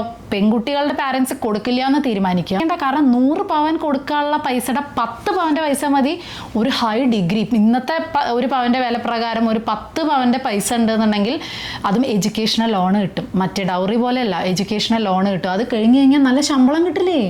ശമ്പളം കിട്ടിക്കഴിഞ്ഞാൽ അവർ തന്നെ വീട്ടട്ടെ, പെൺകുട്ടികൾ തന്നെ വീട്ടും. അവർ ഹാപ്പി ആയിരിക്കും വീട്ടാൻ, കാരണം അവരെ പഠിപ്പിക്കണ്ടല്ലോ അറ്റ്ലീസ്റ്റ്. അപ്പോൾ അവർ തന്നെ വീട്ടും. അവർക്ക് കല്യാണം വേണ്ടെങ്കിൽ വേണ്ട, നമ്മളെന്തിനാണ് വിഷമിക്കുന്നത്, അവർ സുഖമായിട്ട് ജീവിച്ചോട്ടെ. ഇത് ഇല്ലാത്ത വീടും കടം മുഴുവൻ ഉണ്ടാക്കി 50 പവനും 100 പവനും കൊടുത്ത് തന്നെയല്ലേ അവിടെയും സംഭവിക്കുന്നത്. സ്വപ്നവും നമ്മൾ വേറൊരാളെ കണ്ടിട്ടാണ് ചെയ്യുന്നത്. പറഞ്ഞ പോലെ നമ്മുടെ അടുത്ത് പൈസ ഉണ്ടാവില്ല, പക്ഷേ 4 അയ്യോ പണ്ടത്തെ സിനിമകളിലൊക്കെ ഞാൻ പല സിനിമകൾ കാണുമ്പോൾ ഞങ്ങളത് ഇരുന്നിട്ട് ആ ഡയലോഗ് പറയും. ആക്ച്വലി ഇപ്പോൾ അടുത്ത് ഞാൻ അങ്ങനെ പന്തലിലേക്ക് 4 ആൾ കാണുക, എൻ്റെ കുട്ടീനെ ഞാൻ ഇറക്കുക, കുട്ടിക്ക് കൊടുക്കാനൊന്നും ഇല്ലല്ലോ എന്നുള്ള ഡയലോഗുകളൊക്കെ എത്ര സിനിമകൾ പണ്ട് വന്നിട്ടുണ്ട്. കഴുത്തിലൊന്നുമില്ലാതെ ഞാൻ എങ്ങനെ എൻ്റെ കുട്ടീനെ അവരുടെ വീട്ടിലേക്ക് പറഞ്ഞു വിടും, 4 ആളുടെ മുന്നിൽ പന്തലിലേക്ക് ഇറക്കുക എന്നുള്ള ഒരു എന്തോ ഒരു ഭയങ്കര ഒരു വിഷമം. എന്തിനാണ് അതൊക്കെ ചെയ്യുന്നത് എന്നുള്ളത് അത് ഭയങ്കര അത് നമ്മൾ കമ്പയർ ചെയ്യണം. അപ്പൊ അതായത് 4 ആൾ കാണുന്ന അവിടെ പറയണ്ട, 4 ആൾ കാണാനാണിത്. ഇതിപ്പോ 4 ആൾ കാണുന്നില്ല എന്നുണ്ടെങ്കിൽ കുഴപ്പമില്ലല്ലോ. ഈ കാണുന്നവർ എന്ത് പറയും, അവർക്ക് എത്ര സ്വർണ്ണം. അല്ല, ഇപ്പൊ നല്ല പൈസ ഉള്ള ഒരാള് തീർച്ചയായിട്ടും അയാൾ നല്ല രീതിയിൽ കല്യാണം നടത്തണം. കാരണം അയാൾ നടത്തുമ്പോഴല്ലേ അവിടെ ഒരു സദ്യ, ഒരു ഇവന്റ് മാനേജ്മെന്റ്, ഒരുപാട് പേർക്ക് ജോലി കിട്ടും. അല്ല, പൈസ ഉള്ളവരെ കാര്യമില്ല, പൈസ ഉള്ളവരെ ഇറക്കുമ്പോഴാണ് പൈസ ഇല്ലാത്തവർക്ക് ജോലി ഉണ്ടാവുള്ളൂ എന്നുള്ളൊരു സത്യം കൂടെ മനസ്സിലാക്കണം. എന്ന് വെച്ചാൽ അംബാനി നടത്തിയ പോലെ എനിക്ക് എന്റെ മോളുടെ നടത്തണം എന്ന് പറഞ്ഞാൽ ഞാൻ വാശി പിടിച്ചിട്ട് വല്ല കാര്യമുണ്ടോ? കടം മേടിച്ച് അതേ പറഞ്ഞത്. അതായത് ഇപ്പൊ ഒരു നോർമൽ ആള് നടത്തുന്ന പോലെ ഒരു സാധാരണക്കാരനെ നടത്താൻ പറ്റില്ല. അപ്പൊ അതെന്ത് ചെയ്യണം, അവരെ കുട്ടികളെ വിദ്യാഭ്യാസം കൊടുക്കുക. കുട്ടികളും ഇതൊക്കെ മനസ്സിലാക്കണം. അച്ഛൻ്റെയും അമ്മയുടെയും തലയിലല്ല ഈ ഉണ്ടാക്കേണ്ടത്, നമ്മൾ സ്വന്തമായി അധ്വാനിച്ചുണ്ടാക്കിയിട്ടുള്ള പൈസ കൊണ്ട്. പിന്നെ ഈ പറഞ്ഞ പോലെ അങ്ങനെയുള്ളവരെ കല്യാണം കഴിപ്പിച്ച് കൊടുത്താൽ മതി, അല്ലെങ്കിൽ നിങ്ങൾ കല്യാണം കഴിപ്പിച്ച് കൊടുക്കണ്ട എന്നുള്ളതാണ് എനിക്ക് പറയാനുള്ളത്. പിന്നെ നമ്മുടെ വിദ്യാഭ്യാസത്തിനനുസരിച്ച് അല്ലെങ്കിൽ നമ്മുടെ ആംബിഷനനുസരിച്ച് ഒക്കെ നിൽക്കുന്ന ഒരാൾ. പല ആളുകളും അങ്ങനെയും പറഞ്ഞു കേട്ടിട്ടുണ്ട്, എന്തിനാ നിങ്ങൾ പൈസക്കാരെ കല്യാണം കഴിപ്പിച്ച് ഞങ്ങളെ പോലെയുള്ളവർക്ക് കല്യാണം കഴിപ്പിച്ച്. നമ്മളൊരു പഠിച്ച് ഒരു നിലയിലെത്തി ഒരു സ്ഥലത്തേക്ക് പോകണമെന്നും ആംബിഷ്യസ് ആയിട്ടുള്ള പെൺകുട്ടികളൊക്കെ ഉണ്ടാവും. അപ്പോൾ അവർക്ക് അവരുടെ അനുസരിച്ചിട്ടുള്ള ആൺകുട്ടികളെ കിട്ടണമെന്ന് ഭയങ്കര ആഗ്രഹം ഉണ്ടാവും. അത് തെറ്റാണെന്ന് പറയാൻ പറ്റുമോ? അതും നമുക്ക് പറയാൻ പറ്റില്ല. അപ്പോൾ ചുരുക്കി പറയുകയാണെങ്കിൽ ഈ ഡൗറി എന്നുള്ള സംഭവം കൊടുക്കില്ല എന്ന് നമ്മൾ തീരുമാനിക്കുക. പിന്നെ കല്യാണം കഴിച്ചോളാം എന്ന് യാതൊരു നിർബന്ധവും ഇല്ല ഇന്നത്തെ കാലത്ത് എന്നുള്ളതും കൂടെ നമ്മളൊന്ന് പഠിപ്പിച്ചു കൊടുത്താൽ മതി. ഇപ്പോഴത്തെ ജനറേഷൻ പിള്ളേർക്കൊക്കെ പിന്നെ അറിയാം, അതിൻ്റെ ഒന്നും ആവശ്യമില്ല. പിന്നെ പറയാ, അതായത് when you are in pain, freedom എന്നുള്ളത് അത് ബ്രേക്കപ്പ് ആവുകയാണെന്നുണ്ടെങ്കിൽ അത് തന്നെയാണ് ഫ്രീഡം. അല്ലാതെ അഡ്ജസ്റ്റ് ചെയ്തിട്ട് പോവുക എന്നുള്ളതിൻ്റെ വാക്കിൻ്റെ ഡെഫിനിഷൻ എന്താണ് എന്നുള്ളത് ശരിക്കും മനസ്സിലാക്കുക. അതായത് എന്നും അടിയും ചവിട്ട് കൊണ്ടിട്ട് ജീവിച്ചു പോണതാണോ ഈ അഡ്ജസ്റ്റ്മെന്റ് എന്നുള്ളത് നമ്മളൊന്ന് ആലോചിച്ചാൽ മതി. പിന്നെ മരണത്തെക്കാളും അടിപൊളിയാണ് ജീവിതം എന്നുള്ളത് മനസ്സിലാക്കുക. മരിക്കാനുള്ള ആ ഒരു സന്ദർഭം വരികയാണെങ്കിൽ അതിനേക്കാളും നല്ലതല്ലേ ജീവിക്കുന്നത്. ചിലപ്പോൾ ആൾക്കാർ വൃത്തികെട്ടവളെന്നോ അഹങ്കാരിന്നോ അങ്ങനെയെന്നോ ഇങ്ങനെയെന്നോ ഒക്കെ വിളിക്കും. പക്ഷേ ഈ പറയുന്ന ഒരാൾ നമുക്ക് വന്ന് ചോറ് തരികയാണോ അല്ലെങ്കിൽ നമ്മൾ ജീവിച്ചു പോകുന്ന സാഹചര്യത്തിൽ നമ്മൾ ഒരു തരത്തിൽ ഹെൽപ്പ് ചെയ്യേണ്ടാവില്ല. അപ്പോൾ അവരെന്ത് വേണമെങ്കിൽ വിളിച്ചോട്ടെ, അവരെന്ത് വേണമെങ്കിലും പറഞ്ഞോട്ടെ. അതിനേക്കാളും നല്ലത് നമ്മൾ ഡിവോഴ്സായി അല്ലെങ്കിൽ ബ്രേക്കപ്പ് ആയി നമ്മൾ നമ്മുടെ ജീവിതം നയിക്കുക. പക്ഷെ ഇതൊക്കെ ചെയ്യണം എന്നുണ്ടെങ്കിൽ നമ്മുടെ കയ്യിൽ ഒരു സാധനം വേണം, ഒരു ജോലി, അല്ലേ? Financial independence. ഇതുള്ള ആൾക്കാരും ആത്മഹത്യ ചെയ്യുന്നുണ്ട് എന്നുള്ളത് ഒരു ഭയങ്കര സങ്കടമാണ്. പക്ഷെ എന്താ ചെയ്യുക, അത് മെൻ്റലി ഉള്ള ഇതാണ്. അതിന് പാരൻസും എല്ലാവരും സപ്പോർട്ട് ചെയ്യുക മെൻ്റൽ ഇതിന്ന്. അതല്ലാത്തവർ ഫിനാൻഷ്യൽ ഇതുണ്ട് എന്നുണ്ടെങ്കിൽ തീർച്ചയായിട്ടും ഇറങ്ങിപ്പോരാ. ഒരുപാട് കൗൺസിലിംഗ് സെന്റേഴ്സും ഈവൻ 181 നമ്മൾ ഡയൽ ചെയ്ത് കഴിഞ്ഞിട്ട് വെച്ചാൽ സ്ത്രീകളുടെ എന്തെങ്കിലും ഡൊമസ്റ്റിക് വയലൻസ് ഉണ്ടെന്നുണ്ടെങ്കിൽ ഗവൺമെൻറ്റിൻ്റെ ഭാഗത്ത് നിന്ന് സപ്പോർട്ട് ഉണ്ട്. പിന്നെ ഒരുപാട് NGOs പ്രവർത്തിക്കുന്നുണ്ട് ഷെൽട്ടറായിട്ട് അവർക്ക് കറക്റ്റ് കാര്യങ്ങൾ പറഞ്ഞ് മനസ്സിലാക്കി കൊടുക്കാൻ. കാരണം നമ്മൾ നമ്മൾ ഈ അഡ്ജസ്റ്റ്മെൻറ്റ് എന്നുള്ള രീതിയിൽ നമ്മൾ ജീവിച്ചു പോകുമ്പോൾ നമ്മൾ തള്ളി നീക്കുന്നത് നമുക്ക് ആകെ കിട്ടിയിട്ടുള്ള ഒരു നല്ല ജീവിതമാണ്. നമ്മൾ ഈ അഡ്ജസ്റ്റ്മെൻറ്റിൽ ഈ പറഞ്ഞ പോലെ കുട്ടിയുടെ പേരിലായും അച്ഛനെ ഓർത്തിട്ട് അമ്മയെ ഓർത്തിട്ട് കല്യാണത്തിന് വന്ന ആളുകളെ ഓർത്തിട്ട് നമ്മൾ തള്ളി നീക്കുന്നത് ഇതാണ്. പിന്നെ ഇതിൽ ഇനിയും എന്താ പറയുക, ഒരു ഡൈവേഴ്സ് ആയി കഴിഞ്ഞാൽ നാട്ടുകാരുടെ മുഖത്ത് നോക്കണേക്കാളും നല്ലത് മരണമാണ് എന്നുള്ള രീതിയിലുള്ള ഒരു സെലക്ഷനാണ് പിന്നെ ഈ ഫൈനൽ രീതിയിലേക്ക്. അപ്പോൾ പിന്നെ ഒന്നും അറിയണ്ടല്ലോ എന്നുള്ള രീതിയിൽ ആണ് പോവുക. അതുകൊണ്ടാണ് അങ്ങനെ ഒരു സെലക്ഷൻ കടുങ്കൈ അവിടെ എടുക്കുന്നത്. അതിന് പുറമെ അവർക്കൊരു പ്രോപ്പർ സപ്പോർട്ടിൻ്റെ കാര്യങ്ങളും, അവർക്ക് ഒരു ബ്രേക്കപ്പ് ആയി കഴിഞ്ഞാൽ ഒരു കുഴപ്പമില്ല, എല്ലാവരും അതിൻ്റേതായ രീതിയിൽ അവരെ റെസ്പെക്റ്റ് ചെയ്യും എന്നുണ്ടെങ്കിൽ ഒരാളും എനിക്ക് തോന്നുന്നില്ല സൂയിസൈഡ് എന്നുള്ള ഒരു പരിപാടി കൊണ്ട് നടക്കുന്നുണ്ട്. പക്ഷെ അത് വളരെ നമ്മളും കൂടെ റെസ്പോൺസിബിൾ ആണ്. സൊസൈറ്റി എന്ന് പറയുമ്പോൾ നമ്മളൊക്കെ അടങ്ങുന്നതാണ് സൊസൈറ്റി. അതുകൊണ്ട് ദയവ് ചെയ്ത് മറ്റുള്ള ഒരാളുടെ കാര്യത്തിൽ എന്തോ ആയിക്കോട്ടെ, അതിനിപ്പോൾ ഡിവോഴ്സ് ഡൗറി എന്ന് മാത്രമല്ല, ഒരാളുടെ കാര്യത്തിലും അനാവശ്യമായിട്ട് ഇടപെടാതിരിക്കുക. നമ്മുടെ പേഴ്സണൽ കാര്യങ്ങൾ നമ്മുടെ അല്ലേ, അതിനിപ്പോൾ എന്ത് തന്നെ ആയാലും, കല്യാണം ആയാലും കുട്ടിയായാലും, അതൊക്കെ നമ്മുടെ പേഴ്സണൽ ഇഷ്ടമാണ്. നീ അങ്ങനെ ചെയ്താലേ നിന്റെ ലൈഫ് നന്നാവുള്ളൂ എന്ന് പറഞ്ഞു കൊടുക്കാൻ നമ്മൾ ആരുമല്ല. കാരണം എൻ്റെ ആഗ്രഹം ആവില്ല അടുത്ത ആളുടെ ആഗ്രഹം. എൻ്റെ ആഗ്രഹം കല്യാണം കഴിഞ്ഞ് 4-5 കുട്ടികൾ ആണ്, ഭർത്താവിൻ്റെ കൂടെ ഉള്ളതാണ് എൻ്റെ ആഗ്രഹം എന്ന് വെച്ചിട്ട് അപ്പുറത്തെ ആളുടെ ആഗ്രഹം അതൊന്നും ആവില്ല. അയാൾക്ക് ചിലപ്പോൾ കല്യാണമേ കഴിക്കേണ്ട, അയാൾ ചിലപ്പോൾ വല്ല പ്രധാനമന്ത്രിയാവാനോ അല്ല നാസയെ പോവാനോ, അതൊക്കെ ആയിരിക്കും അയാളുടെ സ്വപ്നങ്ങൾ. അയാൾ നമ്മളോട് പറയണം നിങ്ങൾ ഇങ്ങനെ ആവും, നിങ്ങൾ നാസയെ പോവും, നിങ്ങൾ സയൻറ്റിസ്റ്റ് ആവും എന്ന് പറഞ്ഞാൽ നമുക്ക് എങ്ങനെ ഫീൽ ചെയ്യും? അത് തന്നെയല്ലേ അയാൾക്കും ഫീൽ ചെയ്യുക. അപ്പോൾ ഓരോരുത്തർക്ക് എന്താണോ അവരുടെ കരിയറാണോ അവരുടെ ഇഷ്ടം, അതോ ചിലവർക്ക് കുടുംബമായിരിക്കും ഇഷ്ടം, കുടുംബിനി ആയിരിക്കാനായിരിക്കും ഇഷ്ടം, എന്താണോ അവരവരെ ഇഷ്ടം എന്നുണ്ടെങ്കിൽ അവരുടെ പാട്ടിന് വിടുക. വെറുതെ ആൾക്കാരുടെ ലൈഫിൽ കയറി ഇടപെടാതെ ഇരിക്കുക എന്നാണ്. അങ്ങനെ ചെയ്യാണ് നമ്മളെ കൊണ്ട് ഒന്നും ചെയ്യാൻ പറ്റിയില്ലെങ്കിൽ ചെയ്യാൻ പറ്റുന്ന ഏക കാര്യം എന്നാണ് എനിക്ക് തോന്നിയിട്ടുള്ളത്. ഇത് പണ്ട് മുതലേ പുകഞ്ഞുകൊണ്ടിരിക്കുന്നത് ഈ സോഷ്യൽ മീഡിയ വന്നതോട് കൂടിയിട്ട് ഇതൊരു വേറെ ലെവലായി മാറി. കാരണം ഇപ്പം എന്താ വെച്ചാൽ പിന്നെ പബ്ലിക്കായിട്ട് ആളുകളെ കൊണ്ട് നമുക്ക് തുറന്നു വിട്ടിരിക്കുകയല്ലേ, ഒരു കമന്റ് ബോക്സ് കൊണ്ട് നമുക്ക് എന്ത് വേണമെച്ചാലും നമുക്ക് എഴുതി അടിച്ചു വിടാം. ഈ എഴുതി വിടുന്ന ഓരോ കമന്റ് കാണുന്ന ഒരു 10 പേരിൽ 2 പേരും ആ കമന്റ് കണ്ടിട്ടെങ്കിലും ഇൻസ്പയർ ആവുന്നുണ്ട്. ഓക്കെ, അങ്ങനെയാണല്ലേ ഈ സമൂഹത്തിൽ എല്ലാവരും ചിന്തിക്കുന്നത്. അപ്പം ഞാനും ഇനി മുതൽ ഇങ്ങനെ ചിന്തിക്കാമെന്ന് ആളുകൾ വിചാരിച്ചു. അതുകൊണ്ട് സോഷ്യൽ മീഡിയ ഇപ്പോൾ സമൂഹം എന്ന് പറയുന്നത് ഈ സോഷ്യൽ മീഡിയയും കൂടി ഏറ്റെടുത്ത സ്ഥിതിക്ക് വളരെ ബുദ്ധിമുട്ടായിട്ടുള്ള ഒരു ഇതാണ്. കാരണം അമ്മയെ തെച്ചാലും 2 വർഷം എന്ന് പറഞ്ഞ പോലെ ഗാന്ധിജീനെ വെടിവെച്ചോ വന്ന കാര്യത്തിലും നമുക്ക് 2 വർഷമുണ്ട് അല്ലേ. ശരിയെന്ന് പറയുന്നവരുണ്ട്, തെറ്റെന്ന് പറയുന്നവരുണ്ട്. അപ്പോൾ അങ്ങനെയുള്ളൊരു സമൂഹത്തിലാണ് നമ്മൾ ജീവിക്കുന്നത്. സോ വളരെ ടഫാണ് അത്. എല്ലാം മാറ്റിയിട്ട് ഇതൊന്നും ഇല്ലാത്ത ഒരു സമൂഹം ഉണ്ടാവുമെന്ന് നമുക്ക് ആശിക്കാനേ പറ്റുള്ളൂ. ഈ പറഞ്ഞതൊക്കെ ഇപ്പം സംഭവിക്കാനുള്ള സംഭവങ്ങളൊക്കെ ഇങ്ങനെയൊക്കെയുള്ള ഇൻസിഡൻറ്റ് വരുന്ന ഫാമിലി, ഇതൊന്നും അല്ലാതെ വളരെ ഭംഗിയോടുകൂടി ഇപ്പോഴും കൂട്ടുകുടുംബം പോലെയും, അല്ലെങ്കിൽ എന്താ പറയുക, വീട്ടിലേക്ക് കല്യാണം കഴിഞ്ഞ് വരുന്ന ഒരു പെൺകുട്ടീനെ സ്വന്തം മകളെ പോലെ നോക്കുന്ന ഫാമിലികളും, അല്ലെങ്കിൽ ഒരു പയ്യൻ വീട്ടിലേക്ക് വരുമ്പോൾ ആ പയ്യനെ മകനെ പോലെ നോക്കുന്ന ഫാമിലികളും നമ്മളെ നാട്ടിലും നമ്മളെ കുടുംബങ്ങളിലുമായിട്ട് ഒരുപാട് പേരുണ്ട്. നമ്മൾ വിചാരിക്കുന്ന പോലെ ഈ ലോകത്ത് എല്ലാവരും പ്രശ്നക്കാരും എല്ലാവരും ബുദ്ധിമുട്ടുണ്ടാക്കുന്ന ആളുകളും അല്ല. അങ്ങനെയുള്ള ആളുകൾ കൂടി വരട്ടെ ഈ സമൂഹത്തിൽ. അപ്പോൾ ഈ സമൂഹത്തിൻ്റെ എന്താ പറയുക, ഈ കാഴ്ചപ്പാടും കാര്യങ്ങളൊക്കെ അങ്ങനെ മെല്ലെ മെല്ലെ മാറട്ടെ. എന്നിട്ട് ഇവിടെ ജീവിക്കുന്ന എല്ലാവർക്കും പറഞ്ഞ പോലെ സ്വന്തം കാര്യം വളരെ നല്ല രീതിയിൽ തീരുമാനങ്ങൾ എടുക്കുക, മറ്റുള്ളവരൊരു കടന്നാക്രമണം ഇല്ലാതെ ലൈഫ് മുന്നോട്ട് കൊണ്ടുപോകാൻ എല്ലാവർക്കും പറ്റട്ടെ. അങ്ങനെയുള്ളൊരു സമൂഹം ഉണ്ടാവട്ടെ അല്ലേ? അതാണ് പറയാനുള്ളത്. അതെ, ഈ ടോപ്പിക്ക് ഇനി വരാതിരിക്കാനുള്ള ഇടവരട്ടെ എന്നുള്ളതും കൂടെ പറയാം. ഇങ്ങനത്തെ ടോപ്പിക്കൊക്കെ ഇരുന്ന് സംസാരിക്കാൻ നമുക്ക് ഇടവരാതിരിക്കട്ടെ എന്ന് മാത്രമേ പറയാനുള്ളൂ. കാരണം ഇത് ഓരോ പ്രാവശ്യങ്ങളും ഇൻസിഡന്റ് ഉണ്ടാകുമ്പോൾ നമ്മൾ ആസ് ഒരു റിമൈൻഡർ എന്നുള്ള, അല്ലെങ്കിൽ നമുക്ക് തന്നെ നമ്മളത് പറഞ്ഞിട്ട്, കാരണം നമ്മളിപ്പോൾ പറയാനുള്ള കാരണം എന്താ വെച്ചാൽ നമ്മുടെ സബ്സ്ക്രൈബേഴ്സ് അധികവും നമ്മുടെ ഏജിലുള്ള ആൾക്കാർ, അറ്റ്ലീസ്റ്റ് നമ്മുടെ ജനറേഷനെങ്കിലും മാറ്റി ചിന്തിച്ചാൽ തീരാവുന്ന പ്രശ്നമേ ഉള്ളൂ എന്നാണ് എനിക്ക് തോന്നുന്നത്. അതായത് ഇതൊന്നും ഇപ്പോൾ ഡിവോഴ്സ് എന്നുള്ളതൊന്നും അത്ര വലിയ പ്രശ്നമല്ല, അല്ലെങ്കിൽ കല്യാണം കഴിച്ചില്ല എന്നുള്ളതൊന്നും അത്ര വലിയ ഇടുങ്ങി പോണ സംഭവം എന്നല്ല. ഈ ഒരു ടോപ്പിക്ക് ഭയങ്കര ഒരു ദേഷ്യത്തോടും സങ്കടത്തോടും എന്നൊക്കെ വേണമെങ്കിൽ പറയാം കൂടിയിട്ടാണ് നമ്മളിപ്പോൾ ഇവിടെ ഇങ്ങനെ ഒരു ടോപ്പിക്ക് അവതരിപ്പിച്ച്. എന്താണ് നിങ്ങളുടെ അഭിപ്രായം പറയും. ഇപ്പോൾ നമ്മുടെ അതേ ഏജിലുള്ള അല്ലെങ്കിൽ അതിനേക്കാൾ മൂത്ത പെൺകുട്ടികളും ആൺകുട്ടികളൊക്കെ ഉണ്ട്. ആൺകുട്ടികളുടെ അമ്മമാരാണെന്നുണ്ടെങ്കിൽ നിങ്ങൾ എന്തൊക്കെയാണ് പ്ലാൻ ചെയ്യുന്നത്, നിങ്ങളുടെ മനസ്സിൽ എന്തൊക്കെയാണ്, നിങ്ങളുടെ അഭിപ്രായങ്ങൾ എന്തൊക്കെയാണ് കല്യാണത്തെ പറ്റിയും കുട്ടികളെ പറ്റിയും ഒക്കെ എന്നുള്ളതും കൂടെ നിങ്ങളൊന്ന് കമൻറ്റ് ചെയ്യും. പെൺകുട്ടികളാണെന്നുണ്ടെങ്കിൽ അവരും കമൻറ്റ് ചെയ്യും അല്ലേ? യെസ്, എന്തായാലും കമൻറ്റ് ചെയ്യണം കേട്ടോ. നിങ്ങളുടെ അഭിപ്രായം കൂടെ നമുക്ക് കേൾക്കാമല്ലോ. നിങ്ങളൊക്കെ ഇതുപോലെ ദേഷ്യം വന്നിട്ടൊക്കെ തന്നെയാവും ഇരിക്കുന്നുണ്ടാവുക ഈ വാർത്തകളൊക്കെ കേട്ടിട്ടെന്ന് എനിക്കറിയാം. നിങ്ങളുടെ ലൈഫും എന്തെങ്കിലും എക്സ്പീരിയൻസ് ഉണ്ടെങ്കിൽ നല്ലതാണെങ്കിലും ബിറ്റർ ആണെങ്കിലും ഒക്കെ നിങ്ങൾക്ക് കമൻറ്റ് സെക്ഷനിലൂടെ അറിയിക്കാം. അത് ബാക്കിയുള്ളവർക്കും കൂടെ ഒരു ഉപകാരമാവും എന്ന് നമുക്ക് വിശ്വസിക്കാം. അപ്പോൾ തൽക്കാലം ഇന്നത്തെ ഫ്രൈഡേ ടോപ്പിക്ക് നമ്മളിവിടെ അവസാനിപ്പിക്കുകയാണ് അല്ലേ? Yes, by.